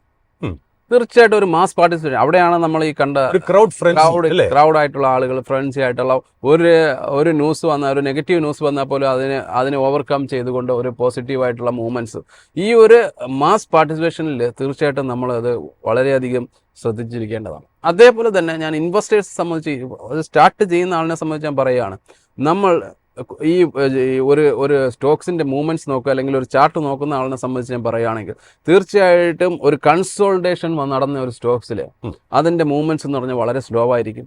ആ സ്ലോ മൂവ്മെന്റ്സിലാണ് നമ്മൾ തീർച്ചയായിട്ടും ഒരു ഫണ്ടമെന്റലി നോക്കുന്ന ആൾ അങ്ങനെ തന്നെ ആയിരിക്കും എടുക്കുന്നത്. എങ്കിൽ പോലും പറയണം, അങ്ങനെ ഒരു മൂവ്മെന്റ്സ്, ഒരു നല്ലൊരു കമ്പനി, ഒരു ഗുഡ് കമ്പനി പ്രൈസിന്റെ മൂവ്മെന്റ്സ് ഏകദേശം കൺസോൾട്ടേറ്റ് ആയെങ്കിൽ തീർച്ചയായിട്ടും അവിടെ ഒരു എൻട്രി പോയിന്റ് ഉണ്ട് എന്നുള്ളത് മനസ്സിൽ വയ്ക്കണം. ഇതേ സെയിം പ്രിൻസിപ്പിൾസ് ആണ് നമുക്ക് അപ്ലൈ ചെയ്യാൻ പറ്റുന്നത്. ബുൾ സൈഡിൽ മാസമായിട്ടുള്ള പാർട്ടിസിപ്പേഷൻ ഉണ്ട് എങ്കിൽ തീർച്ചയായിട്ടും നമ്മൾ ഒരു കോൺഷ്യസ് നോട്ട് അവിടെ വെക്കണം. അതിന് പിന്നിൽ ബാക്കപ്പ് ആയിട്ട് അല്ലെങ്കിൽ പോകാനായിട്ട് എന്തെങ്കിലും ഫണ്ടമെന്റൽ ന്യൂസ് ഉണ്ടോ, വാല്യുവേഷൻസ് ഉണ്ടോ, അവർ കുറെ വർഷങ്ങൾ ഇപ്പൊ ഇതെല്ലാം ഒരു വാല്യുവേഷന്റെ സൈക്കിൾ മാത്രമാണ്. നമ്മളൊരു പാനിക് സെല്ല് ചെയ്ത് സ്റ്റോക്സ് മാറണമെന്നൊന്നുമല്ല ഞാൻ പറയുന്നു. ഈ വാല്യുവേഷൻസ് കറക്റ്റ് ചെയ്യപ്പെടും, അത് കഴിഞ്ഞ് വീണ്ടും റീ എൻട്രി ചെയ്യപ്പെടും. ടൈം കറക്ഷനാണ് ഇവിടെ ഉള്ളത്. അത് ടൈം കൊടുത്തു കഴിഞ്ഞാൽ വീണ്ടും ഈ സ്റ്റോക്സ് തന്നെ തീർച്ചയായിട്ടും പെർഫോം ചെയ്യും. അല്ലെങ്കിൽ നല്ല സ്റ്റോക്സ് ആണെങ്കിൽ തീർച്ചയായിട്ടും പെർഫോം ചെയ്യും. അല്ലാത്ത സ്റ്റോക്സുകൾ മാത്രമാണ് നമ്മൾ സൈഡ് വൈസിൽ അല്ലെങ്കിൽ വേറെ രീതിയിലൊക്കെ പോകുന്നതേ ഉള്ളൂ. പക്ഷേ നല്ല കമ്പനികളാണ് തീർച്ചയായിട്ടും ഇത് റിക്കവർ ചെയ്ത് വരും. അതിന് സമയമെടുക്കും. ആ സമയം ഒഴിവാക്കാനെന്നാണ് നമ്മൾ കുറച്ച് കോൺഷ്യസ് എടുത്തു കഴിഞ്ഞാൽ നമുക്ക് വേറൊരു ഇൻവെസ്റ്റ്മെന്റ് ചെയ്ത് അതിൽ നിന്നൊരു റിട്ടേൺ ജനറേറ്റ് ചെയ്യാൻ പറ്റും. അതേപോലെ തന്നെ പുതിയ ആളുകളെ സംബന്ധിച്ച് ഞാൻ മെൻഷൻ ചെയ്തുകൊണ്ട് മാത്രം പറയുകയാണ്, ഇതൊരു വൺ സൈഡ് റാലി ആയിരുന്നു. കഴിഞ്ഞ 9 വർഷവും നമ്മൾ നോക്കുകയാണെങ്കിൽ മാർക്കറ്റിൽ എപ്പോഴും പോസിറ്റീവായിട്ടാണ് ഈ കലണ്ടർ ഇയറിലെല്ലാം ക്ലോസ് ചെയ്ത് പോയിരിക്കുന്നത്. അപ്പോൾ ഇതൊരു വൺ സൈഡ് റാലി ആയിട്ട് പോകുമ്പോൾ അവിടെ എപ്പോഴും നമ്മളൊരു റീജൻസി ബയസ്, കഴിഞ്ഞ വർഷങ്ങളിലെല്ലാം ഇതാണ് സംഭവിച്ചത് എന്നത് അവരുടെ മനസ്സിലേക്ക് പതിഞ്ഞു കണ്ടാണ് ഈ സ്റ്റോക്സുകൾ ഏത് വാല്യുവേഷനിലും അല്ലെങ്കിൽ റൈഡിന് പിന്നാലെ പോകാനുള്ള ഒരു ടെൻഡൻസി ഉണ്ടായത്. അപ്പം അവിടെ കറക്റ്റ് ചെയ്യപ്പെടുമ്പോൾ ഏറ്റവും കൂടുതൽ പെയിൻഫുൾ അനുഭവിക്കുന്നതും അവർ തന്നെ ആയിരിക്കും. അപ്പോൾ ആ ഒരു ടെൻഡൻസി ഒഴിവാക്കി, അത് എപ്പോഴാന്ന് പറഞ്ഞാൽ നമ്മൾ ഈ ഒരു സൈക്കിളിലൂടെ, ഒരു പാനിക് സൈക്കിളിലൂടെ കടന്നു പോയി കഴിഞ്ഞാൽ അവർ ലേൺഡ് ഇൻവെസ്റ്റർ ആവും അല്ലെങ്കിൽ ഇൻഫോംഡ് ഇൻവെസ്റ്റർ ആവും. ആ ഒരു സൈക്കിള് അവരെ സംബന്ധിച്ചൊരു ലേണിംഗ് കർവ് തന്നെയാണ്. ആ ലേണിംഗ് കഴിഞ്ഞാൽ മാത്രമേ ഗ്രീഡിയിൽ നിന്ന് നമ്മളൊരു ജെന്യുവൻ ഇൻവെസ്റ്ററിലേക്ക് അല്ലെങ്കിൽ ഇൻഫോംഡ് ഇൻവെസ്റ്ററിലേക്ക് നമ്മളൊരു കർവാണ്. ആ കർവിലൂടെ കടന്നു പോയി കഴിഞ്ഞാൽ ഈ പാനിക്കിൽ നിന്നുള്ള പെയിൻഫുള്ളുള്ള സിറ്റുവേഷൻ മാറി നമുക്കൊരു ഗുഡ് ഇൻവെസ്റ്റർ എന്നുള്ള രീതിയിലേക്ക് വരാൻ പറ്റും. അനീഷ്, ഇത് എൻ്റെ തന്നെ സുഹൃത്ത് വലയത്തിൽ നമുക്ക് ബോംബെയിലും ഒക്കെയുള്ള വലിയ വലിയ ബ്രോക്കിംഗ് സിസ്റ്റത്തിലൊക്കെ കൊല്ലങ്ങളായിട്ട് വർക്ക് ചെയ്തവരടുത്തൊക്കെ നമ്മൾ സംസാരിക്കുമ്പോൾ അവർ പറയുന്നത് വെച്ചാൽ അവരുടെ ബ്രോക്കിംഗ് ഡെസ്കിൽ നിന്ന് ബൈ റെക്കമെൻഡേഷൻ റിപ്പോർട്ടും പോകുന്നുണ്ട്, സെൽ റെക്കമെൻഡേഷൻ റിപ്പോർട്ടും പോകുന്നുണ്ട് ഇൻവെസ്റ്റേഴ്സിനെ സംബന്ധിച്ചത്. ബട്ട് ബൈസ് റെക്കമെൻഡേഷൻ മാത്രമേ ഒരു ഇൻവെസ്റ്റർ കാണുന്നുള്ളൂ. ഒരു സെൽ റെക്കമെൻഡേഷൻ, അതായത് അവർ ഹോൾഡ് ചെയ്യുന്ന സ്റ്റോക്ക് ആയാലും ശരി, അല്ലെങ്കിൽ അവർ ഹോൾഡ് ചെയ്യാത്ത അവരുടെ വാച്ച് ലിസ്റ്റിൽ കിടക്കുന്ന സ്റ്റോക്കുകളും സെല്ലാണ്. അതിന്റെ വാല്യുവേഷൻ ഏതാണ്ട് ഓപ്റ്റിമൈസ്ഡ് ലെവലിലേക്ക് എത്തി. ആ സ്റ്റോക്കിനെ കയ്യിലുണ്ടെങ്കിൽ അത് സെല് ചെയ്യുക, അല്ലെങ്കിൽ അത് മേടിക്കാൻ ഉദ്ദേശിക്കുന്നുണ്ടെങ്കിൽ അത് കറക്റ്റ് സമയമല്ല അല്ലെങ്കിൽ കറക്റ്റ് പ്രൈസ് അല്ല എന്നുള്ളത് അവർ കൊടുക്കുമ്പോൾ പോലും തീർച്ചയായിട്ടും ഇൻവെസ്റ്റേഴ്സ് ആ സെൽ സൈഡ് റിപ്പോർട്ടിനെ അബ്സോർബ് ചെയ്യുന്നില്ല. അവർക്ക് കൂടുതലും ഈ പോസിറ്റീവ് സൈഡ് മാത്രമേ അവർ നോക്കിയിരുന്നുള്ളൂ എന്നുള്ളൊരു നെഗറ്റീവായിട്ട് പല ബ്രോക്കേഴ്സിന്റെ അവിടെ നിന്നും കിട്ടിയിരുന്നു. അനീഷ്, നമുക്ക് 4ാമത്തെ ചോദ്യത്തിലേക്ക് പോവാം. നമ്മൾ ഇപ്പോൾ ഒരു ഇൻവെസ്റ്റർ മനസ്സിലാക്കി ഈ സമയം വെച്ചിട്ട് നമുക്ക് ഏതാണ്ട് മാർക്കറ്റ് ഓവർ വാല്യൂഡ് ആണ്, അല്ലെങ്കിൽ ഞാൻ ഹോൾഡ് ചെയ്യുന്ന സ്റ്റോക്ക് ഓവർ വാല്യൂഡ് ആണ്, കറക്ഷൻ വരുമോ ഇല്ലേ എന്നുള്ള 2ാമത്തെ കാര്യം. നമ്മളൊരു കോഷ്യസ് സ്റ്റെപ്പ് എടുത്തു കഴിഞ്ഞാൽ ഇനി അങ്ങോട്ട് മുന്നോട്ട് പോകുന്നത് അത്ര പന്തികേടല്ല, ഒരു എന്താ പറയുക, ഒരു ക്ലാരിറ്റി നമുക്കില്ല എന്നുണ്ടെങ്കിൽ ഒരു ഇൻവെസ്റ്ററിന് ഹെഡ്ജ് ചെയ്യാനുള്ള ഓപ്ഷൻ ഇന്ത്യൻ മാർക്കറ്റിൽ ഇല്ലേ? അതായത് ഡൈവേഴ്സിഫിക്കേഷൻ ഒരു പാർട്ടായിട്ട് പറഞ്ഞു, എന്തെങ്കിലും ഹെഡ്ജിങ് ഓപ്ഷൻസ്, എന്തെങ്കിലും ഹെഡ്ജിങ് ആയിട്ടുള്ള ടൂൾസോ ഓപ്ഷൻസോ അനീഷിനെ പോലെ കൊല്ലങ്ങളായിട്ട് മാർക്കറ്റിൽ ഇൻവോൾവ് ആയിട്ടുള്ള ഒരു ഇൻവെസ്റ്ററിന് അല്ലെങ്കിൽ ഒരു ബ്രോക്കിംഗ് കമ്പനിയുടെ ഒരു എക്സിക്യൂട്ടീവ് എന്ന രീതിയിൽ വർക്ക് ചെയ്ത രീതിയിൽ എന്തെങ്കിലും ഹെഡ്ജിങ് ടൂൾസ് യൂസ് ചെയ്യാൻ പറ്റുമോ? ഒന്ന് അതിനെക്കുറിച്ച് ഒന്ന് നമ്മുടെ പ്രേക്ഷകർക്ക് വേണ്ടി ഒരു ചെറിയ ഒരു ഐഡിയ എങ്കിലും ഒരു പെരിമീറ്ററിൽ കൊടുത്താൽ കൊള്ളാമായിരുന്നു. അല്ല, ഇവിടെ ഹെഡ്ജിങ് എന്ന് പറയുന്നത് നമ്മളിപ്പോൾ സാധാരണ ഒരു റീറ്റെയിൽ ഇൻവെസ്റ്ററെ സംബന്ധിച്ചിടത്തോളം അത് ഒരു ചിന്തയിൽ വരുന്നതിന് അപ്പുറവുമാണ്. ഞാനത് ഒന്ന് ഇന്ററപ്റ്റ് ചെയ്ത് ചോദിച്ചോട്ടെ. ഞാൻ ഈ ചോദ്യം സ്പെഷ്യലായിട്ട് ചോദിക്കാൻ കാര്യം വെച്ചാൽ ഫ്യൂച്ചേഴ്സ് ആൻഡ് ഓപ്ഷൻസിൽ ഒരുപാട് ഇൻവെസ്റ്റേഴ്സ് തീർച്ചയായിട്ടും അവരെ പൈസ ഇടുന്നുണ്ട്.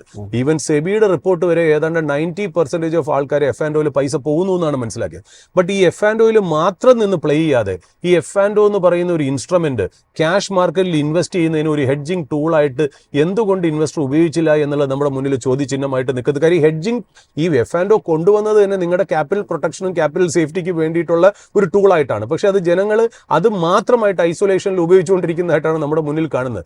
ഈ ബേസിസിലാണ് ഞാൻ അനീഷിനോട് ഈ ചോദ്യം ചോദിച്ചത്. തീർച്ചയായിട്ടും അത് ഒരു കാര്യമെന്ന് പറയുന്നത് അവർക്ക് ആ മാർജിൻ ആയിരുന്നു. ഇപ്പോൾ മാർജിൻ നമ്മളെ സെബി കുറച്ച് കൂട്ടിയിട്ടുണ്ട്.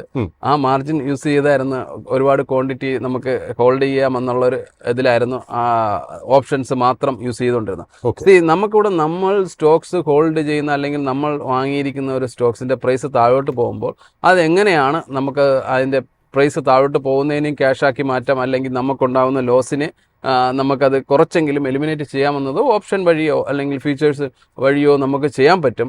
പക്ഷേ അതിലേക്ക് ഒരു ഈ റീറ്റെയിൽ ഇൻവെസ്റ്റേഴ്സിൻ്റെ ഇടയിലേക്ക് നല്ലൊരു അവയർനെസ്, അത് നേരത്തെ നമ്മൾ മ്യൂച്വൽ ഫണ്ടൊക്കെ ചെയ്തതുപോലെയുള്ള ഒരു അവയർനെസ് തീർച്ചയായിട്ടും കൊടുക്കേണ്ടിയിരിക്കുന്നു. അത് തീർച്ചയായിട്ടും നമ്മളുടെ തന്നെ ഇൻഡസ്ട്രിയുടെ തന്നെ ഒരു ഭാഗമായിട്ട് കൊടുക്കണമെന്നാണ് ഞാൻ മനസ്സിലായി. അതായത് ഈ സെൽ സൈഡ് റിപ്പോർട്ട് അല്ലെങ്കിൽ ഇങ്ങനെ മാർക്കറ്റ് പീക്ക് ചെയ്യുമ്പോൾ എങ്ങനെ അതിനെക്കുറിച്ചുള്ള discussions, topics, articles, seminars, investor education programs ഒക്കെ ഇന്ത്യൻ മാർക്കറ്റിൽ കുറവാണ്. തീർച്ചയായിട്ടും അനീഷ് പറഞ്ഞു. അതെ, നമ്മളെ ഈ എഡ്യൂക്കേഷൻ പ്രൊട്ടക്ഷൻ ഫണ്ടൊക്കെ ഉണ്ടെങ്കിൽ പോലും ആ ഒരു സൈഡിലേക്ക് പോകുന്നു. അങ്ങനെ ചെയ്യുന്ന ആളുകളുണ്ട്, ഇൻവെസ്റ്റേഴ്സ് ഉണ്ട്, അല്ലെങ്കിൽ അതിന് ജെന്യുവൻ എഫേർട്ട് എടുക്കുന്ന നമ്മുടെ ബ്രോക്കിംഗ് ഫേംസിൻ്റെ ആളുകളൊക്കെ ഉണ്ട്. അതൊക്കെ എനിക്കറിയാം. പക്ഷേ അതിനൊപ്പം നമ്മുടെ റീറ്റെയിൽ, ഇതിപ്പോൾ മ്യൂച്വൽ ഫണ്ടുകളോ അതൊക്കെ ചെയ്യുന്നുണ്ട്, അവിടെ റീറ്റെയിൽ കാറ്റഗറി പീപ്പിളിൻ്റെ ഇടയ്ക്ക് നമ്മൾ അത് തീർച്ചയായിട്ടും ഒരു അവയർനെസ് പ്രോഗ്രാം ഉണ്ടാക്കിയാൽ മാത്രമേ അതിലേക്ക് വലിയൊരു സ്കോപ്പുള്ളൂ. ഇപ്പോഴും ടൂൾസ് ഉണ്ട്, നമ്മൾ ഉപയോഗിക്കുന്നില്ല എന്നത് മാത്രമാണ്.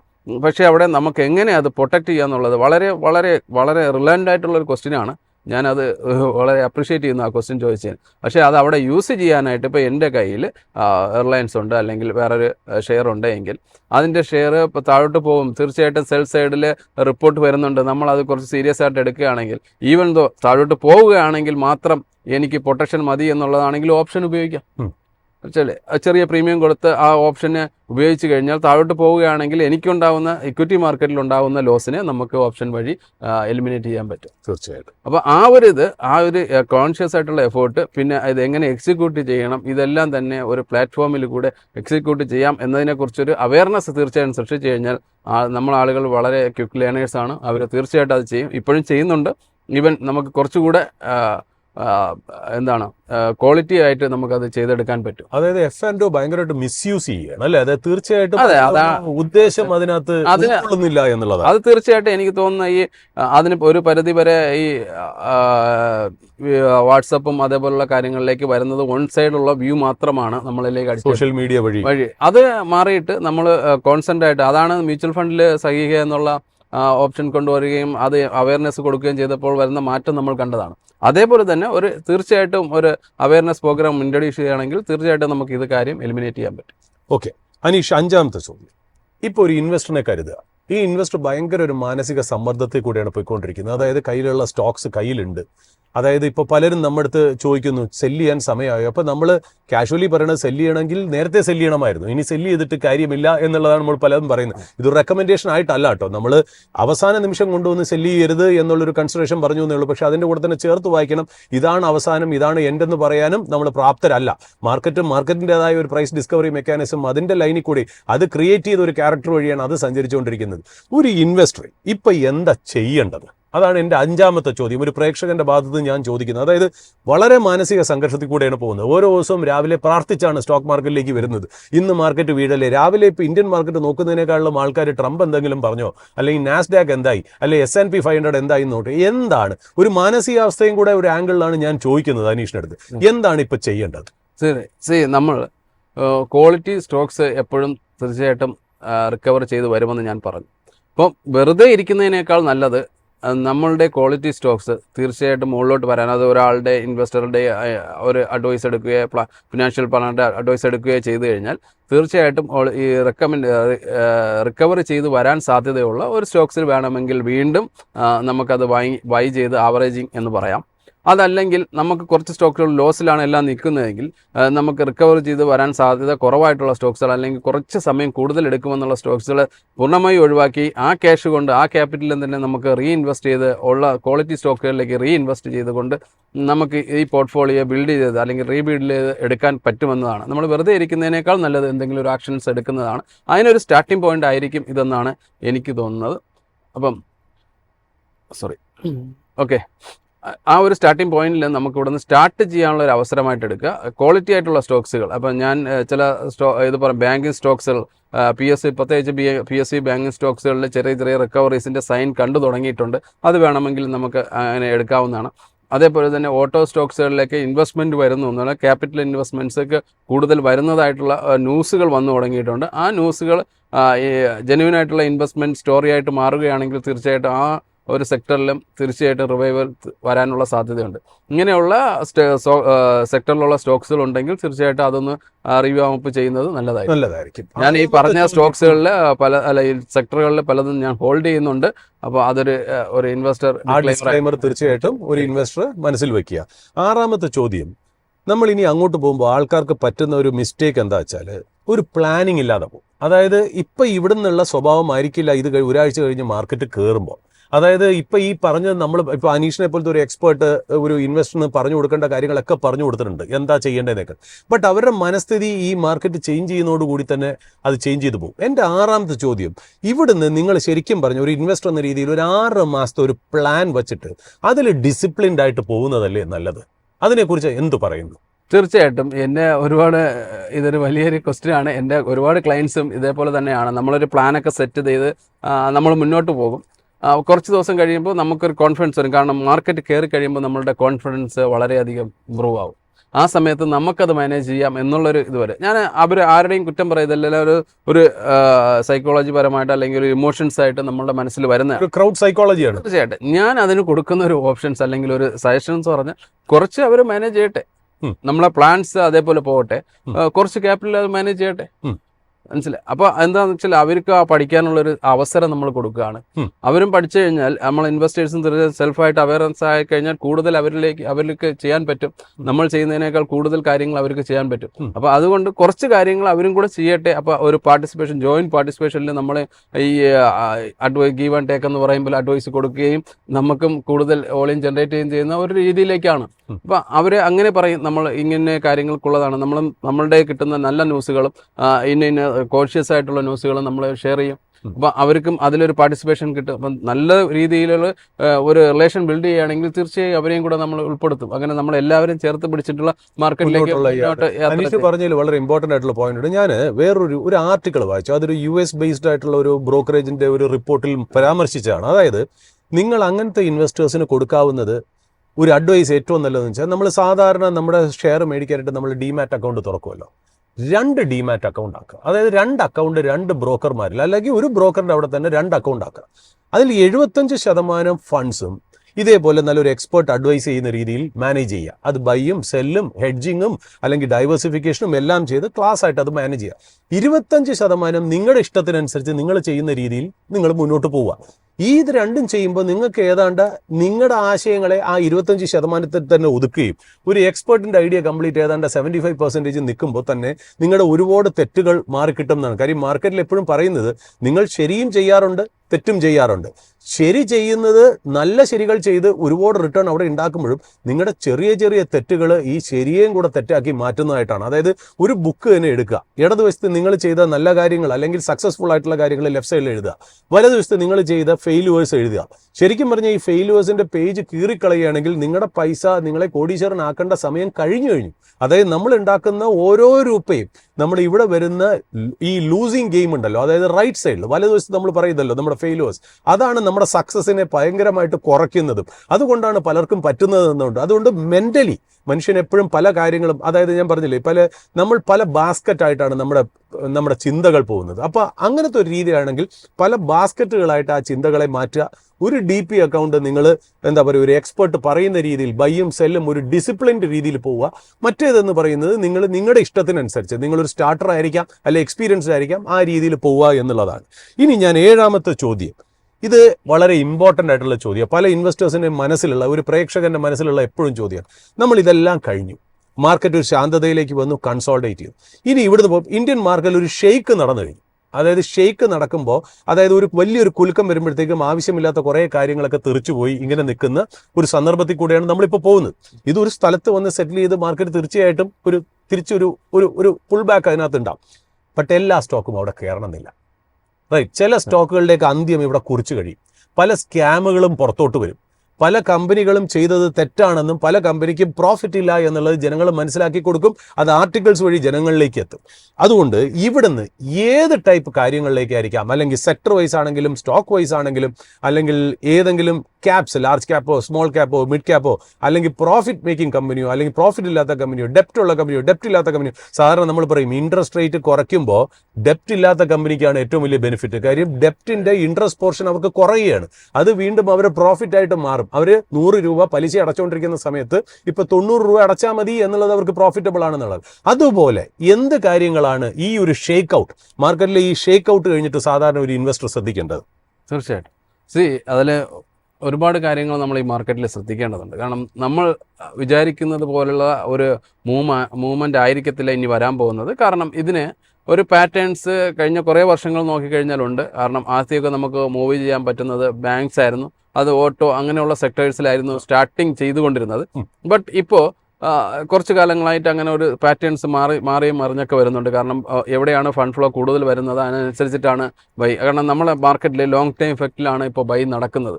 നമ്മൾ കഴിഞ്ഞ പ്രാവശ്യം നമ്മൾ കണ്ടു കഴിഞ്ഞു, ഇലക്ട്രിക് സെഗ്മെന്റിലെ വെഹിക്കിൾസിന്റെ സ്റ്റോക്സുകൾ JBM ആയിരുന്നാലും ഇലക്ട്രിക് ആയിരുന്നാലും ഫസ്റ്റ് ഫേസിൽ തന്നെ വളരെയധികം മൂവ് ചെയ്തു. നമ്മൾ അതേപോലെ നമ്മുടെ ടാറ്റ മോട്ടോഴ്സ് ഒക്കെ മൂവ് ചെയ്യാവുന്നത് രണ്ടാമത്തെ ഫേസിലായിരുന്നു. അപ്പം ഫസ്റ്റ് ഫേസിൽ മൂവ് ചെയ്യേണ്ട ഒരു സ്റ്റോക്സുകൾ കുറച്ച് കാലം കഴിഞ്ഞിട്ടായിരുന്നു മൂവ് ചെയ്ത് സ്റ്റാർട്ട് ചെയ്തത്. പക്ഷേ പീക്കിലെത്തിയപ്പോൾ തിരിച്ച് കറക്റ്റ് വന്നപ്പോൾ അതിനേക്കാൾ കൂടുതൽ കറക്ഷൻ ഈ സ്മോൾ ക്യാപ്പിൽ അല്ലെങ്കിൽ മിഡ് ക്യാപ്പ് സ്റ്റോക്സുകളിൽ വരാറുണ്ട്. അപ്പോൾ തീർച്ചയായിട്ടും നമ്മൾ ബാങ്കിങ് സ്റ്റോക്സിൽ എപ്പോഴും ഒരു പോസിറ്റീവ് ഉണ്ടാവും. കാരണം ഒരു എക്കോണമി മൂവ് ചെയ്ത് തുടങ്ങുമ്പോൾ ആദ്യം ഉണ്ടാകുന്നത് ബാങ്കിങ് സ്റ്റോക്സിലെ മൂവ്മെൻറ്റ്സ് ആണ്. അതേപോലെ തന്നെ ഓട്ടോ സ്റ്റോക്സിലും മൂവ്മെൻറ്റ്സ് ഉണ്ടാവാനുള്ള സാധ്യതയുണ്ട്. ഇത് ഞാനൊരു സെക്ടർ വൈസ് പറയാം. പിന്നെ നമ്മൾ ക്വാളിറ്റി സ്റ്റോക്കുകളിലേക്ക് പോവുക. ക്വാളിറ്റി എന്ന് പറയുമ്പോൾ ഏറ്റവും വാല്യുവേഷൻസ് ഉള്ള സ്റ്റോക്സുകൾ. അതേപോലെ തന്നെ നമ്മൾ ഇപ്പോൾ നോക്കുകയാണെങ്കിൽ നമ്മുടെ ഷെയർ മാർക്കറ്റിന് പുറത്ത് തന്നെ 1,00,000 കോടിയിൽ മേളിൽ മാർക്കറ്റ് ക്യാപിറ്റലൈസേഷനുള്ള കമ്പനികൾ നിൽപ്പുണ്ട്. ഇപ്പം നമ്മൾ എത്രത്തോളം വലുതായി എന്ന് നമ്മളത് മനസ്സിലാക്കണം. നമ്മുടെ മാർക്കറ്റിന് പുറത്ത് നിൽപ്പുണ്ട്. സെറം പോലെയുള്ളതും അതേപോലെ തന്നെ NSE പോലെയുള്ള സ്റ്റോക്സുകളൊക്കെ എത്ര കോടി മാർക്കറ്റ്, അതെ, അത്രേ ലക്ഷം കോടി മാർക്കറ്റിന് മുകളിലുള്ള കമ്പനികൾ നിൽക്കുന്നു. അപ്പം നമ്മൾ പുറത്ത് ഒരുപാട് കമ്പനികളുണ്ട്. അപ്പോൾ ഇതിലെല്ലാം തന്നെയാണ് എല്ലാവരും ഇക്വിറ്റി എന്ന് പറയുമ്പോൾ കൺസിഡർ ചെയ്യുന്നത്. അതേപോലെ ക്വാളിറ്റി ആയിട്ടുള്ള സ്റ്റോക്സുകൾ, നല്ല വാല്യുവേഷൻ ഉള്ളത്, നല്ല ബിസിനസ്, നമ്മളെപ്പോഴും വിസിബിൾ ചെയ്യുന്ന അതിലേക്ക് ഫെയിലുവർ എല്ലാ സമയത്തും ഉണ്ടാവാം. ബട്ട് നമ്മൾ ഏറ്റവും കൂടുതൽ വിശ്വസിക്കുന്ന ക്വാളിറ്റി സ്റ്റോക്കുകളിലേക്ക്, അല്ലെങ്കിൽ വലിയ പോസിറ്റീവായിട്ടുള്ള സ്റ്റോക്സുകളിലേക്ക്, അല്ലെങ്കിൽ ഒരു സെക്ടറിലെ ഏറ്റവും ലീഡിംഗ് ആയിട്ടുള്ള സ്റ്റോക്സുകളിലേക്കായിരിക്കും ആദ്യം ഇൻവെസ്റ്റ്മെൻറ്റ് പോവേണ്ടതെന്നാണ് എൻ്റെ ഒരു അഭിപ്രായം. കാരണം മൂവ്മെൻറ്റ്സ് വരുമ്പോഴും, പ്രൈസിൻ്റെ മൂവ്മെൻറ്റ്സ് വരുമ്പോൾ തീർച്ചയായിട്ടും അതിലേക്ക് തന്നെയാണ്. കാരണം ബാങ്കുകളായിരുന്നാലും ലോൺ കൊടുക്കാൻ ആദ്യം പ്രിഫർ ചെയ്യുന്നത് വലിയ കമ്പനികളിലാണ്. അതെ. അപ്പോൾ തീർച്ചയായിട്ടും ക്യാഷ് ഉള്ള കമ്പനികളായിരുന്നാലും അതല്ലെങ്കിൽ ലോൺ എടുക്കാൻ നിൽക്കുന്ന കമ്പനികളായിരുന്നാലും ഫസ്റ്റ് ലീഡിങ് കമ്പനികളിലേക്കായിരിക്കും മാർക്കറ്റിലെ ഒരു അലോക്കേഷൻ പോവുക. ദെൻ FIs വരുമ്പോഴും അവരുടെ ഒരു ഫസ്റ്റ് പ്രിഫറൻസ് എന്ന് പറയുന്നത്, അല്ല നമ്മുടെ ഇപ്പോൾ എമർജിംഗ് മാർക്കറ്റാണ്, എമർജിംഗ് മാർക്കറ്റിലേക്ക് വരുമ്പോൾ ലാർജ് ക്യാപ്പ് കമ്പനികളിലേക്കാണ്. തീർച്ചയായിട്ടും അവരെ സംബന്ധിച്ച് ഇന്ത്യൻ ലാർജ് ക്യാപ്സ് അവർക്ക് സ്മോൾ ക്യാപ്പ്, ഒരു ഗ്ലോബൽ രീതിയിൽ അവർക്ക് നോക്കുമ്പോൾ ഇന്ത്യയിലെ ലാർജ് കമ്പനി പോലും അവർക്ക് സ്മോൾ ക്യാപ്പ് ആയിട്ടായിരിക്കും. അപ്പോൾ തീർച്ചയായിട്ടും അവിടെ ആയിരിക്കും വരുന്നത് എന്നാണ് എനിക്ക്. ഓക്കെ അനീഷ്, 8ാമത്തെ ചോദ്യം, ഇതെങ്ങനെ ഒരു പ്ലാൻ ചെയ്ത് നമുക്ക് മുതലെടുക്കാം? ഇപ്പൊ അനീഷ് പറഞ്ഞു എവിടെയാണ് നമ്മൾ കോൺസെൻട്രേറ്റ് ചെയ്യേണ്ടത്, എങ്ങനെയൊക്കെ ആയിരിക്കാം ഇന്ത്യൻ മാർക്കറ്റിൽ മുന്നോട്ട്. ബട്ട് ഒരു ഇൻവെസ്റ്റർ എന്ന രീതിയിൽ അതിനൊരു പ്ലാനിങ് വേണം, അല്ലെ? ആ ഒരു പ്ലാനിങ് എങ്ങനെ ആയിരിക്കണം? അതായത് മാനസികാവസ്ഥ എന്ന രീതിയിലും, ഇമോഷൻ എന്ന രീതിയിലും, ക്യാരക്ടർ എന്ന രീതിയിലും. കാര്യം ഇവിടുന്ന് നിങ്ങളെ സംബന്ധിച്ച് വലിയൊരു വെൽത്ത് ക്രിയേറ്റ് ചെയ്യാനുള്ള ഒരു ഓപ്പർച്യൂണിറ്റി മുന്നിൽ കിടക്കുന്നുണ്ട് എന്നുള്ളതാണ്. അതിൽ ഈ നെഗറ്റീവിന് അവസാനം നമ്മൾ പറയാറുണ്ടല്ലോ ഇംഗ്ലീഷിൽ, light at the end of the tunnel. ഈ ഡാർക്ക്നെസ് കഴിഞ്ഞിട്ട് വലിയൊരു ലൈറ്റാണ് നമ്മൾ കാണാൻ പോകുന്നത്. അവിടെ നിങ്ങൾ പ്ലാൻ ചെയ്ത് മുന്നോട്ട് പോവുക എന്നുള്ളതാണ് നമ്മൾ എപ്പോഴും പറയാവുന്നത്. അതായത് നിങ്ങളിലേക്ക് എത്തിക്കുന്ന ഒരു മെസ്സേജ്. അത് എങ്ങനെയായിരിക്കാം ഒരു പ്ലാനിങ് വരുന്നത്? ഇതൊരു 8ാമത്തെ ചോദ്യമായിട്ട് കണക്കാക്കി ഒന്ന് പറയുമോ? തീർച്ചയായിട്ടും. നമ്മുടെ കറക്ഷൻസ്, നമ്മളെ പ്രീവിയസ് കറക്ഷൻസ് നോക്കുകയാണെങ്കിൽ ഒരിക്കലും ഒരു 6 മാസം കൊണ്ട് എൻഡ് ചെയ്തതായിട്ട് കാണുന്നില്ല ഒരിക്കലും. ഞാൻ നേരത്തെ ഇവിടെ പറഞ്ഞു 2015 ബാങ്ക് ഇൻഡെക്സിൽ വന്ന കറക്ഷൻ ആയിരുന്നാലും 1 വർഷം ഉണ്ടായിരുന്നു. അതേപോലെ തന്നെ നമ്മുടെ കോവിഡ് സമയത്തുണ്ടായിരുന്ന കറക്ഷൻസ്, ഇതെല്ലാം ഓരോ വർഷങ്ങൾ കൂടുമ്പോൾ ഉണ്ടായിട്ടാണ്. അപ്പോൾ ഇവിടെ കുറച്ച് പൈസ ആയിട്ടുള്ളൂ. അപ്പം നമ്മളൊരു കറക്റ്റായിട്ടുള്ളൊരു പ്ലാനിങ് വേണം. അതേപോലെ തന്നെ കറക്റ്റായിട്ടുള്ള ഒരു ലോവർ വാല്യൂഷൻസിലുള്ള റൈറ്റ് ആയിട്ടുള്ള ഷെയർസ് പിക്ക് ചെയ്യാനുള്ള ഒരു പ്ലാനിങ് ഉണ്ടാവണം. അപ്പോൾ ഈ സ്റ്റോക്സുകൾ, ഞാൻ ഈ സ്റ്റോക്സിനെ സംബന്ധിച്ചാണ് പറയുന്നത്, ആ സ്റ്റോക്സുകളിൽ നമ്മളൊരു ബൈ നടത്തി കഴിഞ്ഞാൽ തീർച്ചയായിട്ടും പേഷ്യൻസ് ആയിട്ട് നമ്മൾ സമയം കൊടുക്കുകയാണെങ്കിൽ ഈ കറക്ഷൻസിൻ്റെ എൻഡിൽ തീർച്ചയായിട്ടും ലൈറ്റ് ഉണ്ടാവും. നമ്മൾ ഒരു വലിയൊരു വെൽത്ത് ക്രിയേറ്റ് ചെയ്യാനുള്ള ഒരു സ്റ്റാർട്ടിംഗ് പോയിന്റായിട്ട് മാത്രം കണ്ടാൽ മതി. കാരണം നമ്മുടെ ഇക്കോണമി അങ്ങോട്ടാകുന്നു പോകുന്നത്, എല്ലാ സിഗ്നലുകളും അതിലേക്ക് തന്നെയാണ്. ഗവൺമെൻറ് റൈറ്റ് സ്റ്റെപ്പ് എടുത്തിട്ടുണ്ട് ബജറ്റിലൂടെ. ബാക്കി ബാങ്കുകളെല്ലാം തന്നെ അവരുടെ ആ ഫ്ലോ അനുസരിച്ചിട്ടുള്ള ഇൻവെസ്റ്റ്മെൻറ്റ് നടത്താനുള്ള സാധ്യതയുണ്ട്. അപ്പോൾ അഡ്വാൻസ് അല്ലെങ്കിൽ ലോൺസ് കൂടാനുള്ള സാധ്യതയുണ്ട്. ഇതെല്ലാം തന്നെ നമ്മുടെ ഇക്കോണമിയിലേക്ക് ഒരു ഫണ്ട് ഫ്ലോ ഉണ്ടാവാനുള്ള സാധ്യതയും തീർച്ചയായിട്ടും മറ്റുള്ള മാർക്കറ്റിലേക്ക് ഓവർ വാല്യൂഡ് ആകുമ്പോൾ ഈ പോയ എല്ലാ ഇൻവെസ്റ്റേഴ്സും അല്ലെങ്കിൽ FIസും തിരിച്ചു വരുന്നത് നമ്മുടെ മാർക്കറ്റിലേക്ക് തന്നെ ആയിരിക്കും. ഇവിടെ ഹ്യൂജ് ഓപ്പർച്യൂണിറ്റി ഉണ്ട്. നമ്മുടെ ഇത്രയും മാസമായിട്ടുള്ള യങ് പോപ്പുലേഷൻ ഉണ്ട്. ഇതെല്ലാം തന്നെ നമുക്ക് ഒരു പോസിറ്റീവായിട്ടുള്ള എനർജി തന്നെ. അതെ, ഈ ടണലിന്റെ അവസാനം നമുക്ക് ലൈറ്റ് തന്നെ ഉണ്ടാവും. അതായത് നമ്മൾ കഴിഞ്ഞതൊക്കെ കഴിഞ്ഞു, എല്ലാ നെഗറ്റീവ്സും മറന്ന് ഒരു പോസിറ്റീവിന് വേണ്ടി റീപൊസിഷൻ ചെയ്യുക എന്നുള്ളതാണ് അനീഷ് പറയാം. Aneesh, last but second question, 9ാമത്തെ ക്വസ്റ്റ്യൻ. ഒരു ഇൻവെസ്റ്റർ, ഇനിയും ഇതേപോലത്തെ അപ്സൈഡും ഡൗൺ സൈഡും ഉണ്ടാവും. ഈ ചോദ്യം പ്രത്യേകിച്ച് ആദ്യമായിട്ട് മാർക്കറ്റിലേക്ക് വന്ന ആൾക്കാർക്കോ അല്ലെങ്കിൽ ഈ മാർക്കറ്റിൽ എൻ്റർ ചെയ്യാൻ പോകുന്നവർക്ക് വേണ്ടിയിട്ടാണ് ഈ ചോദ്യം ചോദിക്കുന്നത്. അപ്സൈഡും ഡൗൺ സൈഡും വരുമ്പോൾ ഇത് രണ്ടിനും വേണ്ടി നിങ്ങൾ മാനസികമായിട്ട് എങ്ങനെ പ്രിപ്പയർ ചെയ്ത് പ്ലാൻ ചെയ്ത് പോകണം എന്നാണ് പറയുന്നത്? തീർച്ചയായിട്ടും നമ്മൾ രണ്ട് സൈഡും ഉണ്ടാവും. തീർച്ചയായും ഡേ ആൻഡ് നൈറ്റ് ഉണ്ട്. അതൊരു യാഥാർത്ഥ്യമാണ്. അത് നമ്മൾ എത്ര മാറ്റാൻ കഴിയില്ല. അപ്പോൾ അതുകൊണ്ട് തീർച്ചയായിട്ടും ഒരു പോസിറ്റീവായിട്ടുള്ള മൊമെൻറ്റം വരുമ്പോൾ നമ്മൾ തീർച്ചയായിട്ടും ഇതിനൊരു കറക്റ്റീവ് ആക്ഷൻസ് ഉണ്ട് എന്നുള്ളത് ആദ്യമേ മനസ്സിലാക്കുക. ഈ കറക്റ്റീവ് ആക്ഷൻസ് ഒരു 20%, 25% ഒക്കെ ആണെങ്കിൽ തീർച്ചയായിട്ടും നിങ്ങൾ ആ ആക്ഷൻസിലൂടെ കടന്നു പോകാൻ തന്നെയാണ് നമ്മൾ പറയുന്നത്. അല്ല, കൂടുതൽ നമ്മളൊരു വലിയ മിഡ് ക്യാപ് ഷെയർസ് ഒക്കെയാണ്, അതൊരു 50% കറക്റ്റ് ചെയ്യുമെങ്കിൽ തീർച്ചയായിട്ടും നമ്മളൊരു ഒരു സ്റ്റെപ്പ് എടുക്കുക, ബാക്കിലോട്ടൊരു സ്റ്റെപ്പ് എടുക്കുക. പിന്നെ അത് കഴിഞ്ഞിട്ട് അത് നമുക്ക് ചാടിക്കടന്ന് മുന്നോട്ട് പോകാൻ പറ്റും. അതാണ് ഈ മിഡ് ക്യാപ് സ്റ്റോക്സുകളിലൊക്കെ നമുക്കൊരു പ്രോഫിറ്റ് ബുക്കിംഗ് എടുത്തു കഴിഞ്ഞാൽ തീർച്ചയായിട്ടും പിന്നെ അത് മുകളിലോട്ട് പോകാൻ പറ്റും. ബട്ട് ക്വാളിറ്റി സ്റ്റോക്സിൽ എനിക്ക് തോന്നുന്ന ഒരു ചെറിയ കറക്ഷൻസ് ഒക്കെ ഉണ്ടെങ്കിൽ ആ കറക്ഷൻസിലൂടെ കടന്നു പോയി കഴിഞ്ഞാൽ തീർച്ചയായിട്ടും ഒരു ഇൻവെസ്റ്ററിനെ സംബന്ധിച്ച് ഹ്യൂജ് വെൽത്ത് ഓപ്പർച്യൂണിറ്റി തന്നെയാണ് ഉള്ളത്. അപ്പോൾ ഒരു മാനസികമായിട്ടും പ്രിപ്പയർ ചെയ്യുക, നിങ്ങൾക്ക് ഒരു ഫിനാൻഷ്യൽ പ്ലാൻ, ഒരു ഇൻവെസ്റ്റ്മെന്റ് പ്ലാനും വെച്ച് മുന്നോട്ട് പോവുക. തീർച്ചയായിട്ടും സപ്പോർട്ട് ഇൻവെസ്റ്ററുടെ ഒരു പ്ലാൻ, ഫിനാൻഷ്യൽ പ്ലാനറുടെയോ അല്ലെങ്കിൽ നമ്മുടെ സെബി രജിസ്റ്റേർഡ് ആയിട്ടുള്ള അഡ്വൈസേഴ്സിന്റെ സപ്പോർട്ട് എടുക്കുക. അത് മാനസികമായി നമ്മളെ ബൂസ്റ്റ് ചെയ്യാനായിട്ട് സഹായിക്കുമെന്നാണ്. ഓക്കെ, ഒരു ലാസ്റ്റ് ചോദ്യം, അത് last but not the least, 10ാമത്തെ ചോദ്യം എന്നുള്ളത്, ഒരു എക്സ്പീരിയൻസ്ഡ് ഇൻവെസ്റ്റർ എന്ന രീതിയിൽ അല്ലെങ്കിൽ ഒരു ബ്രോക്കിംഗ് കമ്പനിയുടെ പല നിലകളിലും പല മേഖലകളിലും വർക്ക് ചെയ്ത ഒരാളെന്ന രീതിയിൽ ഒരു ഇൻവെസ്റ്റേഴ്സിന് ഒരു കോൺഫിഡൻസ് കുറഞ്ഞു നിൽക്കുന്ന ഒരു സമയമാണ്. അതായത് അവർക്ക് ഏതാണ്ട് ഇതൊരു ഗാംബ്ലിംഗ് ആണോ? ഒരുപാട് പേര് പറഞ്ഞിരുന്നു, നമ്മുടെ ഗ്രാൻഡ് ഫാദർ പറഞ്ഞിരുന്നു, നമ്മുടെ അച്ഛൻ പറഞ്ഞിരുന്നത് ഗാംബ്ലിംഗ് അവന്യൂ ആണ്, കിട്ടുന്ന പൈസ ഇതിനകത്തേക്ക് ഇൻവെസ്റ്റ് ചെയ്യരുതെന്ന് പല പ്രാവശ്യമായിട്ട് അവർ വാൺ ചെയ്തു.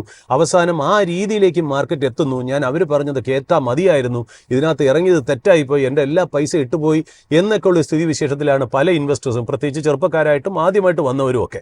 അപ്പോൾ അവരോട് ഒരു കോൺഫിഡൻസ് ബിൽഡ് ചെയ്യുന്ന എന്ത് അഡ്വൈസ് ആയിരിക്കും കൊടുക്കാൻ പറ്റുക? അതായത് അവരെ കൺവിക്ഷൻ ബിൽഡ് ചെയ്യുന്ന കാര്യം ഇതൊക്കെ ഇതിൻ്റെ ഒരു ഭാഗമാണ് എന്ന് മനസ്സിലാക്കണ്ടേ അവർ? തീർച്ചയായിട്ടും അതായത് ഒരു ഹൈ റിട്ടേൺ കിട്ടുന്ന സിസ്റ്റത്തിൽ ഒരു ഹൈ റിസ്കി ആയിട്ടുള്ള ഒരു ഡൗൺ സൈഡും ഉണ്ടാവും എന്നുള്ളത് അവർ മനസ്സിലാക്കണ്ടേ? അങ്ങനെയുള്ളവർക്ക് അനീഷിന്റെ ഭാഗത്ത് നിന്ന് എന്ത് കൺവിക്ഷൻ, എന്ത് കോൺഫിഡൻസ് ആണ് അനീഷിന് അവർക്ക് പാസ് ഓൺ ചെയ്ത് കൊടുക്കാൻ പറ്റുക? തീർച്ചയായിട്ടും നമ്മളുടെ 1990 മുതലുള്ള നിഫ്റ്റിയുടെ ഒരു ചരിത്രം മാത്രം നോക്കിയാൽ മതി. വേറെ ഒന്നും തന്നെ നമ്മൾ തിരഞ്ഞു പോകേണ്ട ആവശ്യമില്ല. ഈ രാജ്യത്ത് എന്തൊക്കെ ഉണ്ടായിട്ടുണ്ടോ അതിൻ്റെ എല്ലാം പ്രതിഫലനം ഈ ചാർട്ടിൽ ഉണ്ടായിട്ടുണ്ട്. അവിടെ നിന്നെല്ലാം തിരിച്ച് നമ്മൾ ഇന്ന് നിൽക്കുന്ന 22,000 വന്നു. ഈ 90 അല്ലെങ്കിൽ 92 മുതലുള്ള ആ ഒരു ഹിസ്റ്ററി നമ്മൾ എടുത്തു നോക്കിയാൽ, ഈവൻ 2000 മുതലുള്ള ഹിസ്റ്ററി എടുത്തു നോക്കിയാൽ കുറച്ചുകൂടെ വോൾട്ടാലിറ്റി ഉണ്ടാവും. അതുവരെ ഒരു സൈഡ് സ്പേസ് ആയിരുന്നു. അപ്പോൾ ആ ഒരു 2000 അതിന് ശേഷമുള്ള ഒരു 2008 ഒക്കെ ഉള്ള ഒരു സ്പേസിൽ എന്തൊക്കെ സംഭവിച്ചു എന്ന് നമ്മൾ വെറുതെ ഒന്ന് അനലൈസ് ചെയ്ത് നോക്കിയാൽ മതി. എല്ലാ ന്യൂസുകളിലും ഉണ്ടാവും എന്തൊക്കെ സംഭവിച്ചു. വേൾഡിൽ സംഭവിച്ച കാര്യങ്ങളിലും ഇതിനേക്കാൾ കറക്ഷൻ ഉണ്ടായിട്ടുണ്ട്. 2/3 കറക്ഷൻസ് ആണ് 2008 കണ്ടിട്ടുണ്ട്. അതെ, യുദ്ധങ്ങൾ കണ്ടിട്ടുണ്ട്, നമ്മളെ ഫിനാൻഷ്യൽ ക്രൈസിസ് കണ്ടിട്ടുണ്ട്. ഇതെല്ലാം കണ്ടതിന് ശേഷമാണ് ഈ റിക്കവറി വന്ന് ഇങ്ങനെ നിൽക്കുന്നത്. പക്ഷേ അവിടെയും നമ്മൾ ശ്രദ്ധിക്കേണ്ടതുണ്ട്. ഈ വലിയ ഷെയ്ക്ക് ഉണ്ടാകുമ്പോൾ ചെറിയ ചെറിയ കമ്പനികൾ നമ്മുടെ അവിടെ നിന്ന് വാനിഷായിട്ട് പോയിട്ടുണ്ട്. അതുകൊണ്ട് അതിലോട്ടൊന്നുമല്ല, നമ്മൾ ക്വാളിറ്റി ആയിട്ടുള്ള ലീഡേഴ്സിനെ തന്നെ ഫോളോ ചെയ്യുക. ആ ലീഡേഴ്സിനൊപ്പം നിന്ന് കഴിഞ്ഞാൽ തീർച്ചയായിട്ടും നമുക്ക് ഒരു വലിയൊരു മൂവ്മെൻറ്റ്സിലേക്ക് പാർട്ടിസിപ്പേറ്റ് ചെയ്യാൻ പറ്റും. അനീഷ് പറയുന്നത് ഈ ചെറിയ ചെറിയ കാര്യങ്ങളൊക്കെ കുറച്ച് നാൾ മാത്രം സംഭവിക്കുന്നത്. അതായത് നമ്മൾ ഒരു ഇന്ത്യൻ സ്റ്റോക്ക് മാർക്കറ്റ് അല്ലെങ്കിൽ വേൾഡ് സ്റ്റോക്ക് മാർക്കറ്റിൻ്റെ തന്നെ 30 കൊല്ലത്തെ ചാർട്ട്, അതായത് ഒരു ഒറ്റ ഷോർട്ടായിട്ട് നമ്മൾ നോക്കുകയാണെങ്കിൽ അതിനകത്ത് ഈ വക ഫോളുകളൊന്നും നമ്മൾ കാണാറില്ല. നമ്മൾ ചിലപ്പോൾ 2024 അല്ലെങ്കിൽ 2 കൊല്ലത്തെ ചാർട്ടൊക്കെ നോക്കുമ്പോഴായിരിക്കും നമ്മൾ ഇത് താഴേക്ക് പോയതായിട്ടും ഭയങ്കരമായിട്ട് മുകളിലേക്ക് പോയതായിട്ടുമുള്ള ആ ഓസിലേഷൻസ് നമ്മൾ ചാർട്ടിൽ കാണുക. പക്ഷെ അത് വലിച്ചു നീട്ടി നമ്മളൊരു 30 കൊല്ലത്തേക്ക് നോക്കുമ്പോൾ നമ്മൾ ഏതാണ്ട് മാർക്കറ്റ് ഇതെല്ലാം കടന്ന് മുകളിലേക്ക് പോയത് മാത്രമേ നമ്മൾ കണ്ടിട്ടുള്ളൂ എന്നുള്ളതാണ് അതിനകത്തുള്ളൊരു വാസ്തവം എന്ന് പറയുന്നത്. അപ്പോൾ അനീഷ് പറയുന്നത് നിങ്ങൾ ഈ വക കാര്യങ്ങൾ നോക്കരുത്. അതായത് ബുൾ സൈക്കിളും ബെയർ സൈക്കിളും അല്ലെങ്കിൽ ഫോളും ഷോർട്ടും അല്ലെങ്കിൽ എന്താ പറയുക ഒരു സെല്ലും ബൈയും ഒക്കെ മാർക്കറ്റിന്റെ സ്വഭാവമാണ്. അത് എന്തും മാർക്കറ്റിൽ ഉണ്ടാവുകയും ചെയ്യും. മാർക്കറ്റ് ഉള്ളിടത്തോളം കാലം നെഗറ്റീവ് ന്യൂസും ഉണ്ടാവും, മാർക്കറ്റ് ഉള്ളിടത്തോളം കാലം പോസിറ്റീവ് ന്യൂസും ഉണ്ടാവും. പോസിറ്റീവ് ന്യൂസ് വരുമ്പോൾ മാർക്കറ്റ് പോസിറ്റീവായിട്ട് റെസ്പോണ്ട് ചെയ്യും, നെഗറ്റീവ് ന്യൂസ് വരുമ്പോൾ അത് നെഗറ്റീവായിട്ട് റെസ്പോണ്ട് ചെയ്യും. ഈ ഒരു സൈക്ലിക്കൽ നേച്ചർ മാർക്കറ്റിന്റെ സ്വഭാവമാണ്. അങ്ങനത്തെ ഒരു വ്യക്തിയുടെ കൂടെയാണ് നമ്മൾ ജീവിക്കുന്നത്. നമ്മൾ ആദ്യം മനസ്സിലാക്കുക. അത് തന്നെ നമ്മൾ ഏതാണ്ട് മാർക്കറ്റിൽ വലിയൊരു പ്രൊട്ടക്ഷൻ തരുന്ന ഒരു കാര്യമാണ്. അത് ഒന്ന്. രണ്ടാമത്, ജനങ്ങൾ വിശ്വസിക്കേണ്ട വേറൊരു കാര്യം, നിങ്ങളുടെ കയ്യിലുള്ള റിസ്ക് ക്യാപിറ്റൽ മാത്രം ഇൻവെസ്റ്റ് ചെയ്യുക. അതായത് നിങ്ങളുടെ ഇമീഡിയറ്റ് റിക്വയർമെന്റ് അല്ലാത്ത പൈസ മാത്രമേ സ്റ്റോക്ക് മാർക്കറ്റിലേക്ക് കൊണ്ടുവരാവൂ. അതിന്റെ സൈക്ലിക്കൽ നേച്ചറും റിസ്കി ആറ്റിറ്റ്യൂഡും വെച്ചിട്ട് നിങ്ങൾ ചെയ്യേണ്ടത് എന്താണെന്ന് വെച്ചാൽ, നിങ്ങൾക്ക് 3 കൊല്ലത്തേക്ക് ഈ പൈസ ആവശ്യമില്ല. അത് ലക്ഷങ്ങളായിക്കോട്ടെ, കോടികളായിക്കോട്ടെ, അല്ലെങ്കിൽ ആയിരങ്ങളായിക്കോട്ടെ, എത്ര വലുതോ ചെറുതോ ആയിക്കോട്ടെ, നിങ്ങൾക്ക് അടുത്ത 3 കൊല്ലത്തേക്ക് അല്ലെങ്കിൽ 5 കൊല്ലത്തേക്ക് ഈ പൈസ ആവശ്യമില്ലേ, ആ പൈസ മാത്രമേ നിങ്ങൾ സ്റ്റോക്ക് മാർക്കറ്റിലേക്ക് കൊണ്ടുവരാവൂ. അത് അവിടെ കിടന്ന് കോമ്പൗണ്ട് ചെയ്യട്ടെ. അത് ഒരു ബുൾ സൈക്കിൾ ആയാലും ബെയർ സൈക്കിൾ ആയാലും അൾട്ടിമേറ്റ്ലി അത് നല്ലൊരു റിട്ടേണിലേക്ക് വരും എന്നുള്ളൊരു പ്രതീക്ഷയും എക്സ്പീരിയൻസുമാണ് ഞങ്ങളെ പോലത്തെ ആൾക്കാർ 20 കൊല്ലം 30 കൊല്ലം മാർക്കറ്റായിട്ട് ഞങ്ങൾ ഇന്ററാക്ട് ചെയ്യുമ്പോൾ ഞങ്ങൾക്ക് മനസ്സിലായിട്ടുള്ള ഒരു കാര്യം അത് കണ്ടാണ്. അതുകൊണ്ട് തീർച്ചയായിട്ടും നിങ്ങൾ കൊണ്ടുവരുന്ന ക്യാപിറ്റലിന്റെ സ്വഭാവം പോലും നിങ്ങളുടെ ഇൻവെസ്റ്റ്മെന്റിനെ ബാധിക്കും എന്നുള്ളത് രണ്ടാമത്തെ കാര്യം. മൂന്നാമത്തെ കാര്യം, നിങ്ങൾ സ്റ്റോക്ക് മാർക്കറ്റ് നിങ്ങളുടെ മെയിൻ ലൈൻ ഓഫ് ഇൻകം വരുത്താതിരിക്കുക. അതായത് പലരും, ഞാൻ അടുത്ത കാലത്ത് കണ്ട ഒരു കാര്യം, മേ ബി അനീഷിനും അതിൽ വല്ലതും ഷെയർ ചെയ്യാനുണ്ടോ എന്ന് എനിക്കറിയില്ല. അതായത് അവർ ബാക്കി എല്ലാം നിർത്തി ചോദിച്ചു കഴിഞ്ഞാൽ ഞങ്ങൾ സ്റ്റോക്ക് മാർക്കറ്റിലെ ട്രേഡറാണ്, വീട്ടിൽ തന്നെ എനിക്കൊരു സെറ്റപ്പ് ഉണ്ട്, വീട്ടിൽ തന്നെ എനിക്ക് കമ്പ്യൂട്ടർ ഉണ്ട്, അല്ലെങ്കിൽ ഞാൻ മൊബൈലിൽ നോക്കി ചെയ്യാറുണ്ട്, ഞാൻ വേറെ ജോലി ചെയ്യുന്നില്ല. വളരെ അപകടമായിട്ടുള്ള കാര്യമാണ്. കാര്യം ലീനിയർ ആയിട്ടുള്ള ഒരു റിട്ടേൺ തരുന്ന ഒരു സിസ്റ്റം അല്ല ഇത്. ഇതിൽ ഒരുപാട് സൈക്ലിക്കാലിറ്റി ഉണ്ട്, ഒരുപാട് ഗ്ലോബൽ ഫാക്ടേഴ്സ് ഇതിനെ എഫക്ട് ചെയ്യും. എക്സ്റ്റേണൽ ആയിട്ട് ഒരുപാട് ഫാക്ടേഴ്സിനെ എഫക്ട് ചെയ്യുന്ന ഒരു സിസ്റ്റമാണ് സ്റ്റോക്ക് മാർക്കറ്റ് എന്ന് പറഞ്ഞാൽ. അത് ഇന്ത്യയിലെന്നല്ല, എവിടെയാണെങ്കിലും നിങ്ങൾ എന്ത് തരം ഡൈവേഴ്സിഫിക്കേഷൻ എടുത്താലും, മിഡ് ക്യാപ്പ് ആണെങ്കിലും ലാർജ് ക്യാപ്പ് ആണെങ്കിലും ശരി, stock market are subject to lot of violence in the world of finance and global political, എന്താ പറയുക, ജിയോ പൊളിറ്റിക്കൽ സിസ്റ്റത്തിൽ പോലും. അതായത് ഒരു മന്ത്രിയുടെ രാജി പോലും സ്റ്റോക്ക് മാർക്കറ്റിനെ എഫക്ട് ചെയ്തേക്കാം. അല്ലെങ്കിൽ ഒരു ബ്യൂറോക്രാറ്റിന്റെ എന്തെങ്കിലും ഒരു കറപ്ഷൻ പോലും സ്റ്റോക്ക് മാർക്കറ്റിനെ എഫക്ട് ചെയ്യാം. നിങ്ങൾ ഉദ്ദേശിക്കാത്ത രീതിയിലായിരിക്കാം സ്റ്റോക്ക് മാർക്കറ്റിന് ഒരു ന്യൂസ് അതിലേക്ക് വരുന്നത്. തീർച്ചയായിട്ടും അതുകൊണ്ട് നിങ്ങളുടെ main line of income stock മാർക്കറ്റിൽ നിന്ന് ചെയ്യാതിരിക്കുക. നിങ്ങൾ തീർച്ചയായിട്ടും നിങ്ങൾക്ക് വേറൊരു ജോലി ഉണ്ടാവണം, നിങ്ങൾക്ക് വേറൊരു സാമ്പത്തിക രീതിയിലുള്ള നിങ്ങൾക്കൊരു ഫിനാൻഷ്യൽ ഇൻകം ഉണ്ടാവണം. ഇതിന്റെ സൈഡിൽ മാത്രമേ നിങ്ങളൊരു സ്റ്റോക്ക് മാർക്കറ്റ് ഇൻവെസ്റ്റ്മെന്റ് കൂടാവൂ. ഈ പറഞ്ഞ കാര്യങ്ങൾ മുന്നോട്ട് നിങ്ങൾ ഉള്ളിലേക്ക് എടുക്കുക. അത് കൂടാതെ ഈ 10 ചോദ്യങ്ങൾക്ക് ഉത്തരം പറഞ്ഞ അഹല്യ ഫിൻഫോറക്സിന്റെ വൈസ് പ്രസിഡന്റ് അനീഷിന്റെ വേർഡ്സ് ഓഫ് വിസ്ഡം കൂടെ നിങ്ങൾ മനസ്സിൽ വയ്ക്കുക. ഇതോടുകൂടി നമ്മുടെ ഒരു സ്പെഷ്യൽ ഷോ ഇവിടെ അവസാനിക്കുന്നു. മാർക്കറ്റ് അപ്ഡേറ്റ്സ് ഇനി കണ്ടിന്യൂസ് ആയിട്ട് നമ്മുടെ മുന്നോട്ട് വന്നുകൊണ്ടിരിക്കും. ജനങ്ങൾ തീർച്ചയായിട്ടും കൺവിക്ഷനോടെ, കോൺഫിഡൻസോടെ മുന്നോട്ട് പോവുക. Thank you from MyFin team.